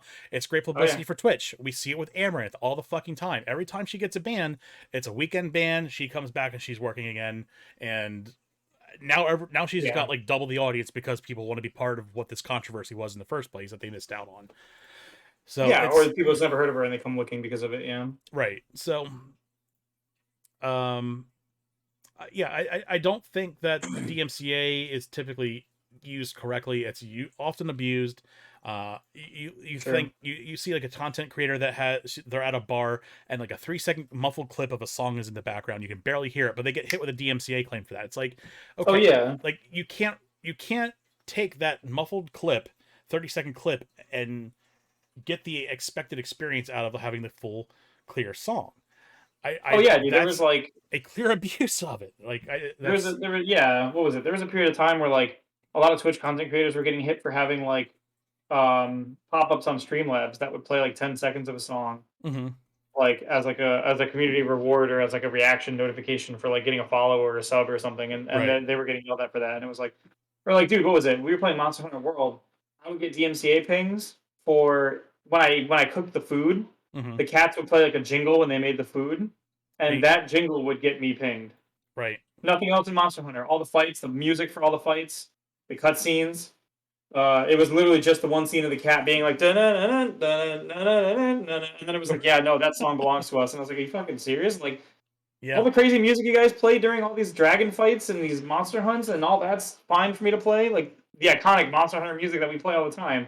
But that's like this little jingle of the cats. I have to skip the food jingle or else I'll get like, hit. Right. Wild. Yeah, I got a it was a I guess a ding in Twitch for Jackbox. I think it was like a couple months after I first started streaming Jackbox stuff, and it was because we let the credit song run a little too long. Again, we were talking over it. And I got a claim for it, and I was like, okay, well, I don't know if they even pulled the content, but I had to like fill out this form, and I had to do all that. I had to take my fucking time to do this. Over this song, and if you read over the license and agreement for Jackbox, it was perfectly allowed. They said as long as it's for a stream, they don't care. Yeah, they don't care. I had to like reply to this. I had to be like, look, this is part of a stream. It's well within the rights of free use or fair use. Yeah. And I even copied and pasted part of the thing. And this could be a bot. This could even be a company that Jackbox isn't even affiliated with. That's just a copyright troll.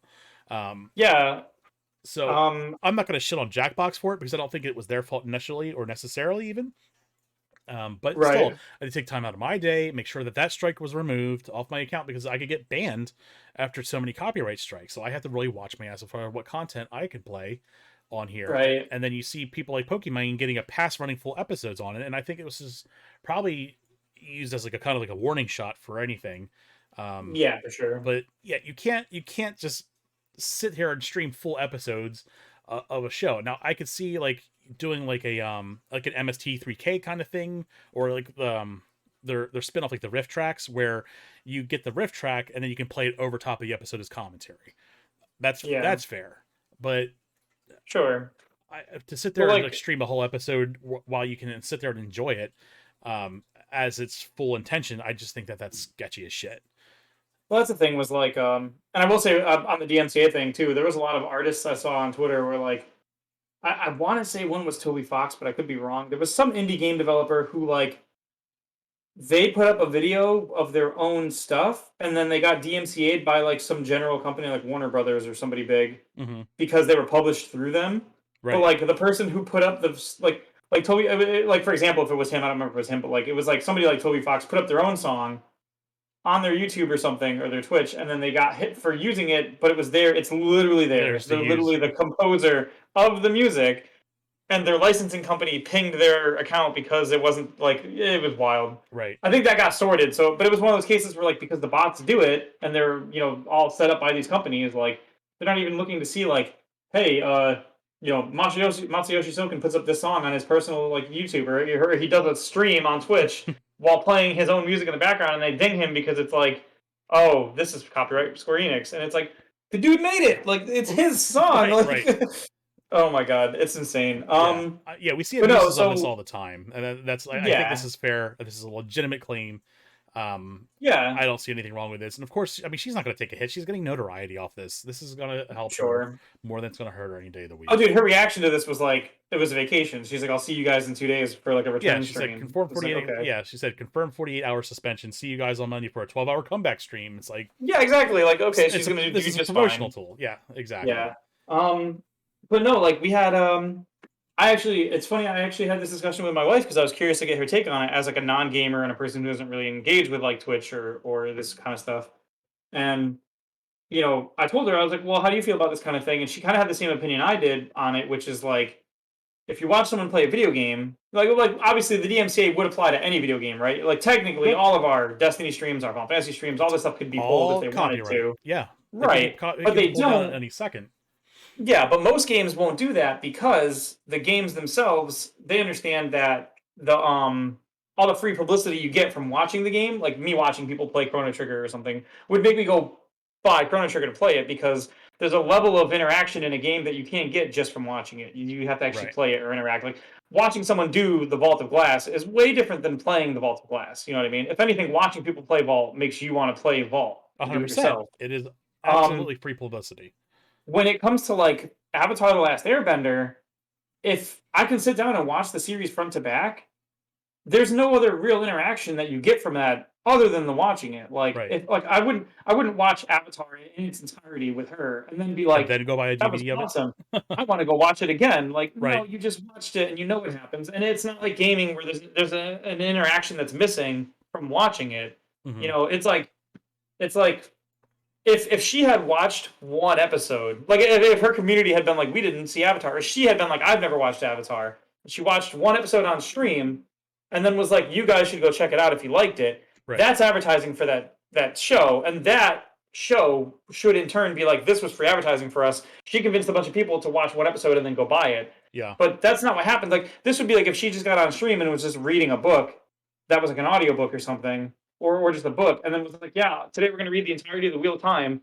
Like, that's not going to help Wheel of Time's sales. You get to hear the whole thing. You don't need to own your own copy now because you've engaged with it 100% the way that you could engage with it. Right. You have not engaged with Call of Duty in its entirety. If you watch someone play Call of Duty, you can still pick up that game and have your own interactions with it. Yeah, it's that you couldn't have by. But like, this is literally what you'd be doing if you watched it at home. It's basically like watching a show with a friend who won't shut the fuck up.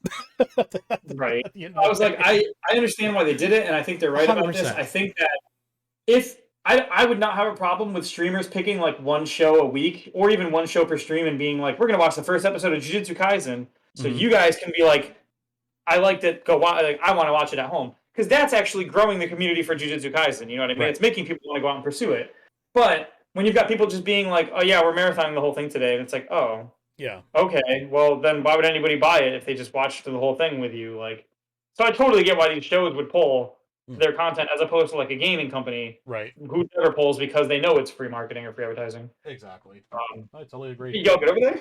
I think you fucking bug, dude. Oh Jesus! It scared the shit out of me, but we're gonna make wild. I'll put in a patch for. I'll put in a note for a bug fix. Bug fix. Oh my god. Let me just take care of this real quick. Patch incoming.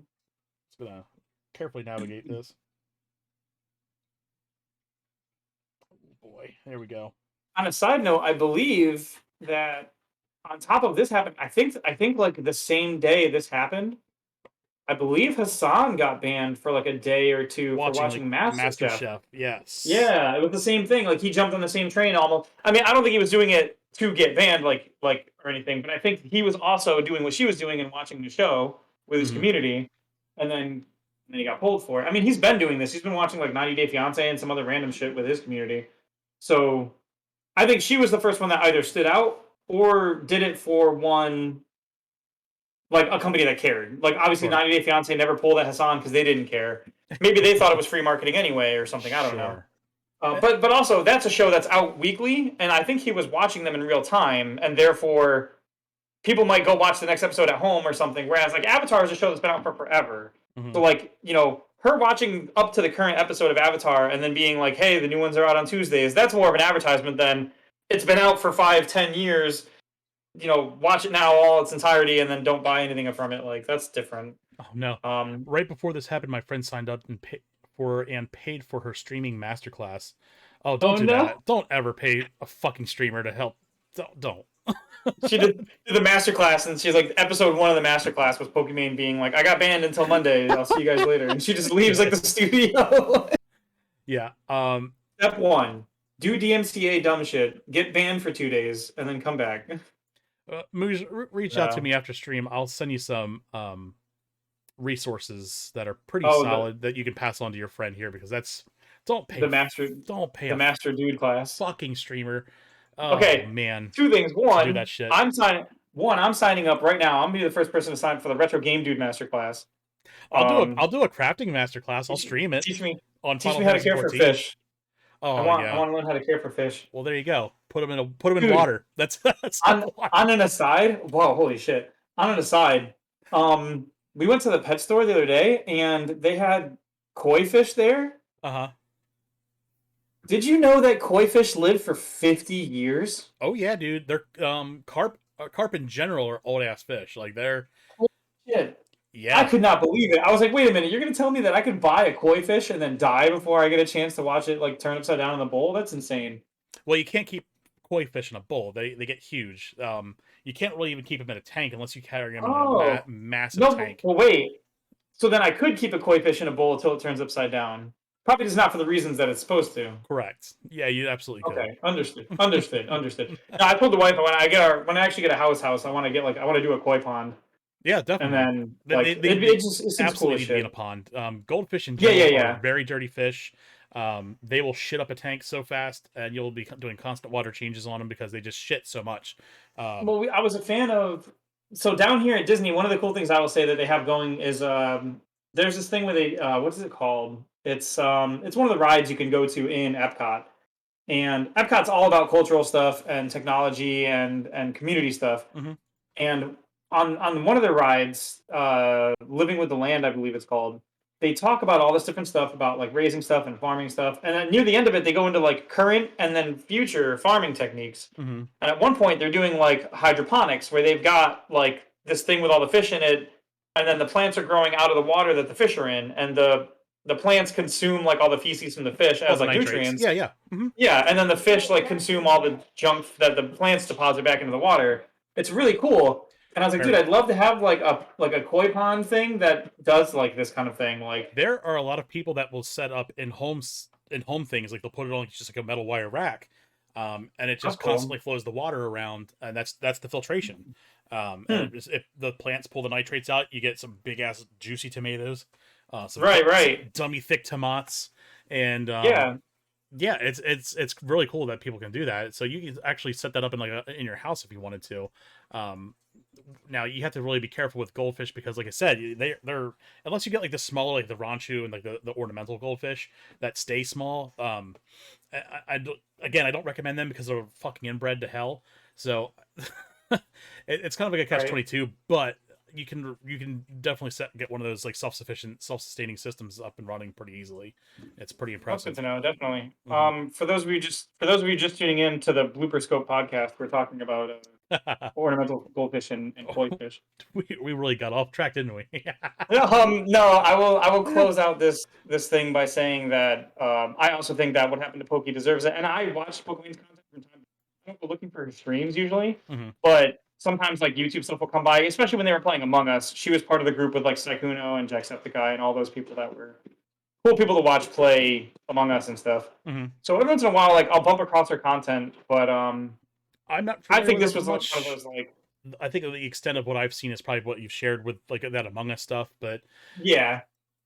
I don't have wouldn't. anything I think against her. I mean, I just think that this is justified, to be honest. yeah, well, exactly. Like this is one like if this happened to you because you were streaming like all of like an anime show like on Twitch or something, I would also be like, well, yeah, you deserved it. I would tell you in private, and I'd laugh at you more. But I would totally tell you. Right. But you would also be like, I deserved it. Like you would know what you were doing Oh for yeah, sure. yeah. I wouldn't be like Yeah. fuck Amazon or fuck this and fuck Twitch. It's like, Well, that's the best part. I don't think she was either. She kind of literally was just like, haha, called it, and then left. And she'll be back on like Tuesday or whatever. yeah, So it's exactly. like, Nothing bad. I think everybody knew how that was going to go, and she just was like the first one to get hit by it Right. like that. That was the new meta, as Hassan said. He's like, that's what he said. Yep. It's like Master Chef meta The is Master broken. Chef meta. Yep. Yeah, I don't. It's strange. I'm interested to see what people are going to do, because I mean they're going to have to pivot pretty quick with your content.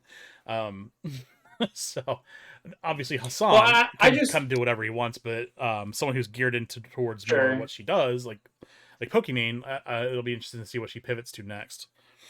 I just saw actually a Twitter thread today that was really good about that, talking about like in response to this situation, they were like, "There's lots of other things you can do with your community to build a community without having to just watch television or watch shows that are content that you're not supposed to just throw out there like that." And it was like I think Article was on there. Things like Among Us or Duck Duck or Goose Goose Duck because they're free. Obviously, you can get your community in on it. Things like doing like art on stream. Like Mhm. obviously we do like the Jackbox has some of that built into it, which is nice. Yep. But they were even saying like you can just go to like one of those like tier list creators and just do like a weekly like today we're gonna like rank like these shows on a tier list or we're gonna do this or that.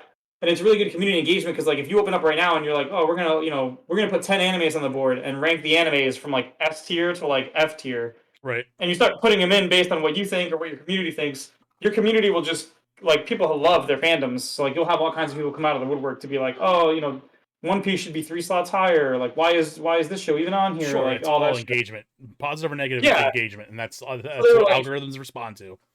They were like, you can definitely do stuff like that where like you are engaging with your community directly by talking to them about their favorite shows, their favorite movies, their Sure. favorite games, their favorite genres from the 80s or 90s. Like what was the best like serial killer in the 90s? What was the best sci-fi movie in the 2000s? Like you can do all this stuff and not have to like basically poach content from like 20-year-old. Right, and that's the thing. It's shows or so whatever. fucking low effort. Like holy shit. Right. If you want to see like genuine Yeah.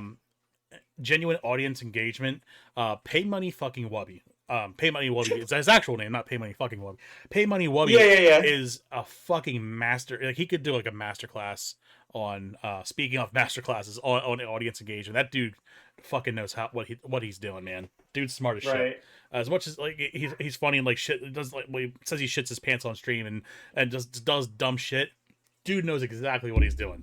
That's all. What's like that reminds me of? That reminds me of like Jacksepticeye and Markiplier, because like I watch their content. I haven't lately, but I used to watch it frequently, and I do from time to time when it comes by my way. And it's funny going back and watching old Markiplier or old Jacksepticeye, especially old Markiplier, because he acts like so dumb and juvenile in his old videos when he does like jump scare games or horror games. And he'll like talk with a dumb accent. He'll be like, "Duh, what's gonna go on through this door?" Like, and it's annoying, but at the same time, you totally get why he does it and how it pulls people. You know what I mean? Especially when like they were playing games that were more geared towards kids, like Five Nights or like the stupid I forget the name of that bicycle riding game that guy played for years or whatever. Where like you're on the bike with the kid in the back and you like can go through the obstacle course and try not to die. There was like a bajillion of them. Happy Wheels, I think it was. Okay. Yeah, Jason's in the other room yelling, "Yeah," at me. But no, like when you're doing this kind of content, like you'll watch people like Ego Raptor play Getting Over It with Bennett Foddy, and then just get unreasonably mad at the game on purpose because that's the point of the game. So it's like in character. And then one day I sat down and I watched Markiplier stream signing merch or whatever. Like he was just answering questions like an AMA kind of thing and signing merch. And he's like a super chill dude, and he's very intelligent. He speaks 3 languages. He's got like degrees, and he just sits there and he's just talking to his chat. And he's like, "Yeah, you want to see me like say this in Vietnamese? Okay, yeah." And he's like signing, and he puts it over, and he signs, and he puts the next one over, and he's like having intellectual discussions about things like economics or politics with people. And then the video pops up, and it's like Markiplier plays the new FNAF, and he's like freaking out and being all crazy, and you're like, it really is like a character, and it's wild to watch that. Mhm. So I imagine your buddy does the same sort of thing. Like it's definitely just a character act that 100%. And that's it works. yeah, and that's what I'm streaming and stuff. You got to know, like I'm in character Yeah. too. Like the stuff that comes out of my mouth, I don't ever mean. Oh yeah, So- but like you told me on Discord before we even started streaming that you don't like retro games at all. You just put on the Mega Man. You don't like the fish aren't even real. Yeah. Like, Oh my god. Yeah. I mean, They're all animatronic. they're animatronic. Pay $20,000 to have Jim Imagine- Henson come in here. Jim Henson Company come in here and put those over there. Yeah, imagine paying 20 grand for like Muppet fish in the background so you could pretend to have fish instead of just buying fish. Oh my god. He pretends to have yeah, love for you Taco pretend- Bell. I have I a remember- love-hate relationship with Taco Bell. I absolutely love Taco Bell. I'd eat it every fucking day if I could. But I the remember, Taco Bell that I have here is a fucking dumpster fire. And it's not reliable. Like we have like an ordering app. Taco Bell has its own app. Okay. Let me get started. Whew, okay, take a breath. Gotta take a breath. They have an app. You can order the food. You send the order in, and it's supposed to be ready by the time you get there. It has a tracking thing on it. Says it goes through this whole thing. It's like, oh, we got your order, and now we're making it. Now it's ready. Okay, so Yeah. I usually give them a 20-minute head start to make the food. So by the time I get there, I know it's ready. I don't give a shit. All right, it's Yeah. Taco Bell. I don't care if it's like a little not perfectly hot when I get there. It's Sure. never fucking ready. It's never fucking ready. It's insane. I get there and like I walk up to the door and I get to I'm like, hey, I'm here to pick up this order because like they have the doors locked still, and they're just like, okay, well, yeah, we got your order, we're gonna start making it. I'm like, I gave you guys a 20-minute head start to making it, and then they come out 10 minutes later and they're like, we have a bunch of DoorDash orders right now, so we got to put them ahead of you. And I'm like, I already ordered my food before you got those orders. It should have already been ready. Why am I getting Yeah. side seated on an order? It drives me nuts. And Yeah, as much absolutely. as I like to like empathize with fast food workers, that's just not acceptable. So, Yeah. and I can't go in their drive-through because it's a 45 fucking minute wait to get through that drive-through. And Jesus, like I've gotten there well. before, and like I'll be like, "Hey, I'm here to pick up my order," and I knock on the door, and they're like, "Oh, you can just go through the drive-through." I'm like, "The whole point of this app is so I don't have to go through your fucking drive-through. It's a dumpster fire." So yeah. it drives me fucking nuts, and it's like I can't. I just no other restaurant, no other food chain has this problem. I don't understand why it's exclusively Taco Bell. So this is going to be a tangent. I'm not a tangent, but I'm running with this one. The app now on that local Taco Bell, when you go to order food, it just goes, "Oh, we're about to close. So please don't you can't submit your order." Please don't. Any time of day, Their hours are until like fucking midnight. And if I go to submit something like 5 o'clock in the afternoon, it says we're about to close. You can't place your order. Dude, And I have they hit you complained. specifically. I have gone full fucking Karen on Taco Bell with this shit. They won't change it. They won't give you an explanation as to why it doesn't work. But if I go on the DoorDash app and order It that works. food, it works. That's I amazing. get That's amazing. what's the I like fucking to problem? think that they hit you specifically. They were like, "Oh no, it's Retro Game Dude again," and they like have you specifically like the app tells you no. Yeah. So I'm just like, all right. So if you shut your own app down, why is their own app not working? But if I go on the DoorDash or whatever the fucking that app is, I can get the same food, same price, and get it done, and it's ready in a timely fashion. Right. What? Yeah, what am I that's missing? Someone from Um, Taco Bell, please reach out and explain that to me. I will What the fuck is say going that. on? I will say that for a person who's faking their love for Taco Bell, you definitely put on a good show. I'm very passionate about it. I do remember the day that you glued on the beard for the first time and Yeah. changed your notification to the bell or whatever. But it's like I have it like I'm also in character when I'm doing my stream because like I don't really have grapes. Like this isn't really grapes. It's actually just Chrono. I don't know if he's gonna show up or Wow. not. Is that like Lucasfilm's background art? Yeah. Is that the absolutely. new Disney LCD background screen where it looks like you're actually there but you're not? Well, what this background's actually designed to it's the Chinese background, and what happens is if like Finn gets on screen, he just goes away. So that was mean. That's fair. It's true, but it was mean. There are no grapes in Baesung Se or whatever the fuck. Yeah, there's. I only know that joke from watching Pokemane stream the show. Yeah, I get the meme. No. Yeah. Oh my god, could you imagine? Hey, we came full circle. We did. I love it. Gotta love when a plan comes together. Oh yeah, it's all coming together. All right, so we got there. It's been a marathon of stories this week. I kind of like this format. I don't know about you, Yeah, but it's nice. yeah, I think we're having a good time with it. So I'm certainly having a good time making these slideshow keys. These are Oh the my best, god. man. Last week was my favorite. Still, I think please pray return, don't return my NFTs. Don't Uh, return my. Yeah, you be playing got me pretty good. I like that one. the con job was great. That was my favorite this week Combat at was least. good. A brave release Yep. schedule, virtual sequel, meh. BioShock, that was a good one too. BioShock was a good. I saw that one first and was like, oh no, I love it. I'm having fun with it, so that's cool. that's great. Let's get into some upcoming game releases. We went over it again this last week. Did a whole spiel with the whole what do we usually put up here over there, right there. We usually do like a reel of like YouTube trailers. I'm just Oh gonna go yeah, I over was them like, real quick. Because they're all ports. It's really nothing to really like dive into too hard. So we've already talked about the whole month. So Monster Hunter yeah. Rise is coming out January 12th. That's coming to the PC. That's going to be our port from the Switch game. They'll be getting the Monster Hunter Sun, whatever the hell it is, in the Sunbreak or whatever. summertime, Yep. along with the Switch release with that DLC. Astroneer is coming to the Switch. That is a pretty cool game. Very akin to like a No Man's Sky Minecraft, I guess, if that makes any sense. Yeah. God of War, that port is coming to the PC again. See, I told you it's all ports. That's coming to the PC Oh yeah. January 14th. And then we have Rainbow Six Extraction. I think the first game on this list that's actually a new title. That's coming to everything. Yep. The PS5, Xbox Series X and S, PS4, Xbox One, Stadia, and PC. That is January 20th. We have Windjammers again. I think that. Oh no, that's not a port, but I think the first one just came to Game Pass. PS5, PS4, Xbox One, Switch, Stadia, PC, January 20th. It's nice to see Stadia get kicked around here a little bit. Yep. Astroneer is awesome. I agree. I think it's a really good title. I really want to spend more time with it because it actually is very fun. Just kind of want to see where the technology path kind of winds into. Baby Storm. This is the heavy hitter again for January 21st. That's coming to the Switch, so hopefully that'll get a physical so I can put that in my pile of Switch games. Yeah. Circuit Superstars, that's a racing game coming to the PS4, weirdly not coming to anything else, but I think that is a port as well. And then of course we have Pokemon Legends Arceus coming to the Switch January 28th. You can bet your sweet ass I will be playing that. I still have to finish Pokemon Pearl. I keep trying to play it. I don't have any fucking time, guys. I gotta get away from these full-time job games. Like I was talking to you after stream or outside of this. I can't wait for Destiny Lightfall so I can never play that game again.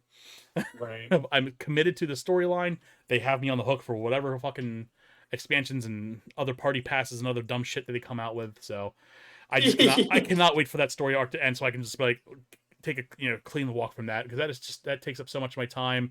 And with that competing with Final Fantasy 14 now. Whew.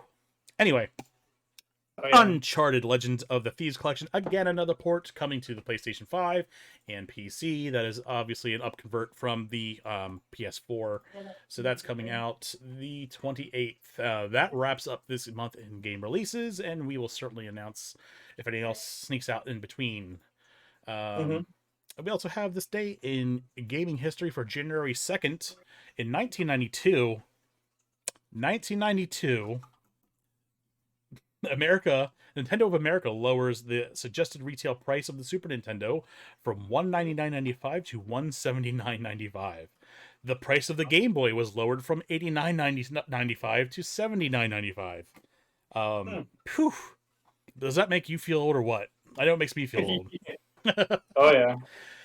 But yeah, good stuff. I didn't have the SNES when it came out, but man, I always loved it. I always loved the game selection. My neighbor had it, and I always go over there and play it. I had a Sega Genesis, so that's what I was stuck with. But I used to play the shit out of that Sonic the Hedgehog. That is for show. Yeah, I had an NES and a Sega when I was a kid, and then we got a Super Nintendo like a couple years probably after it had come out, I believe. Yeah. You know what was weird? In my house, me specifically, get the N64 in its entirety somehow.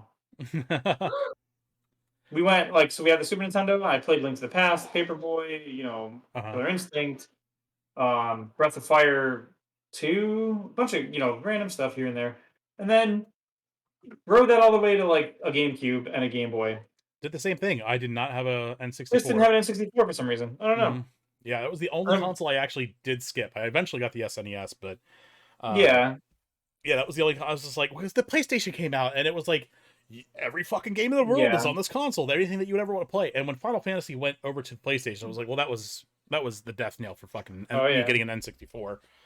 Sure. Zelda's great, but it doesn't beat Final Fantasy. Absolutely, I'm in the same boat. Zelda's one of my favorites, but it does not beat Final Fantasy. Yeah. So, fun fact. Yes. Today in gaming history in 1997, Magic the Gathering Battle Mage released for computer. I remember that game. It was actually pretty cool, right? Like the concept was cool. Oh god.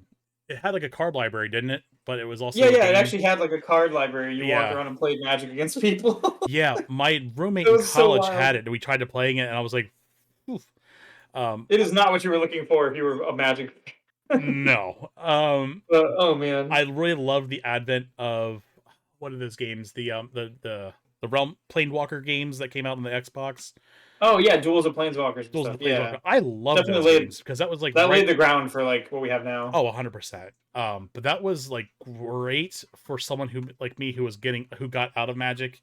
I stopped playing during the Odyssey block because Psychotog just fucking ruined it for me. I'm sorry.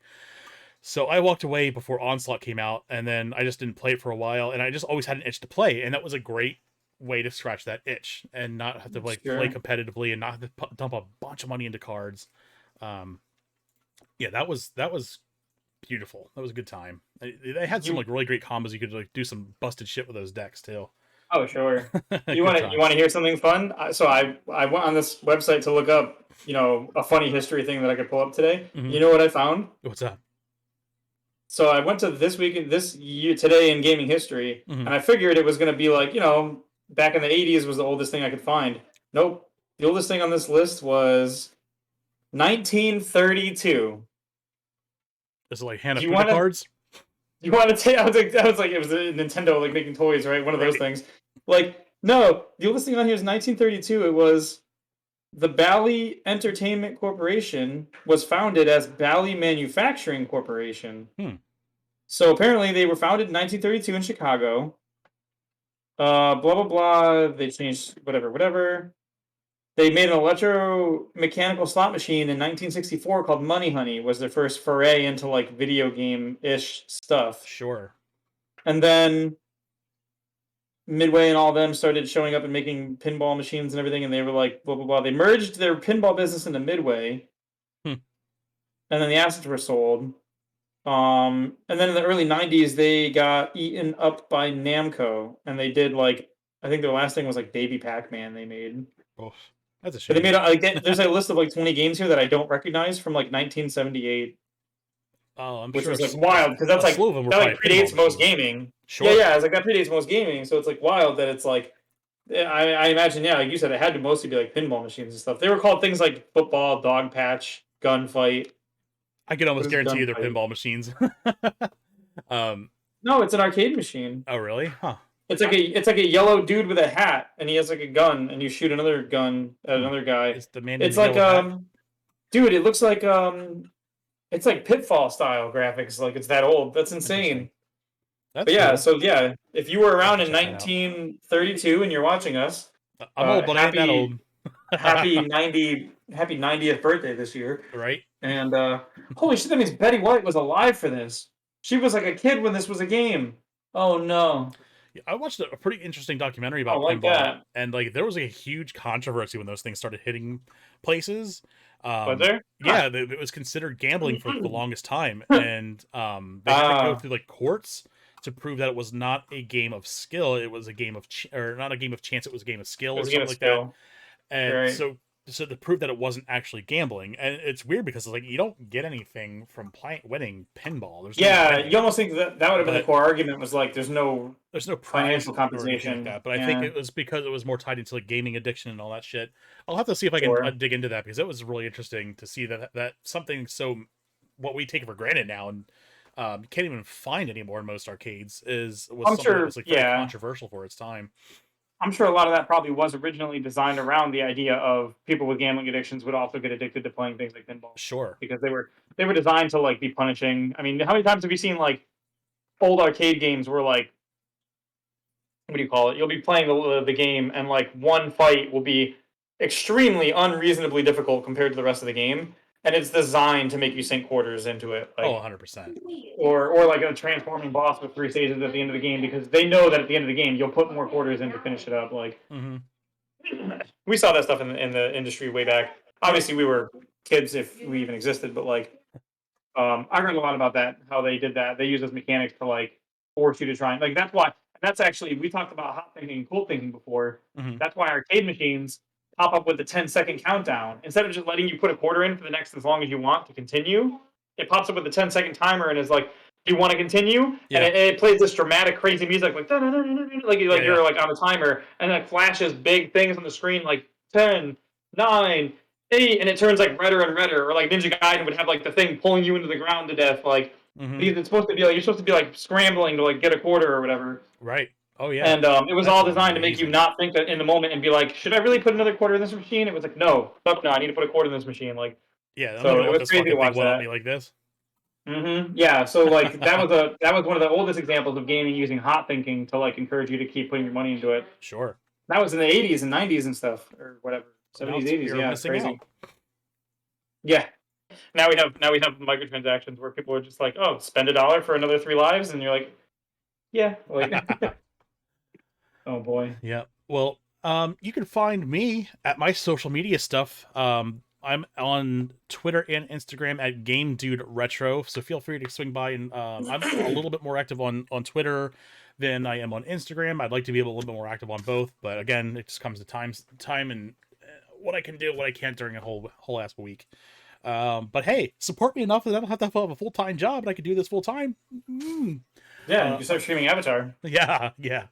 But of course, if you see me on Twitch right now, I'm on Twitch at Retro Game Dude. And then, of course, our schedule here right now, tomorrow, we are going to be doing Goose Goose Duck again for our community night. So if you want to play that, feel free to stop by. That's pretty much open doors. Swing into our Discord. We'll get you in there and playing. And I'm going to try and bring back another stream. I know I keep saying it every week. I'm going to try and bring back another day of streaming sometime this week. And then, of course, Saturday is our Jackbox night.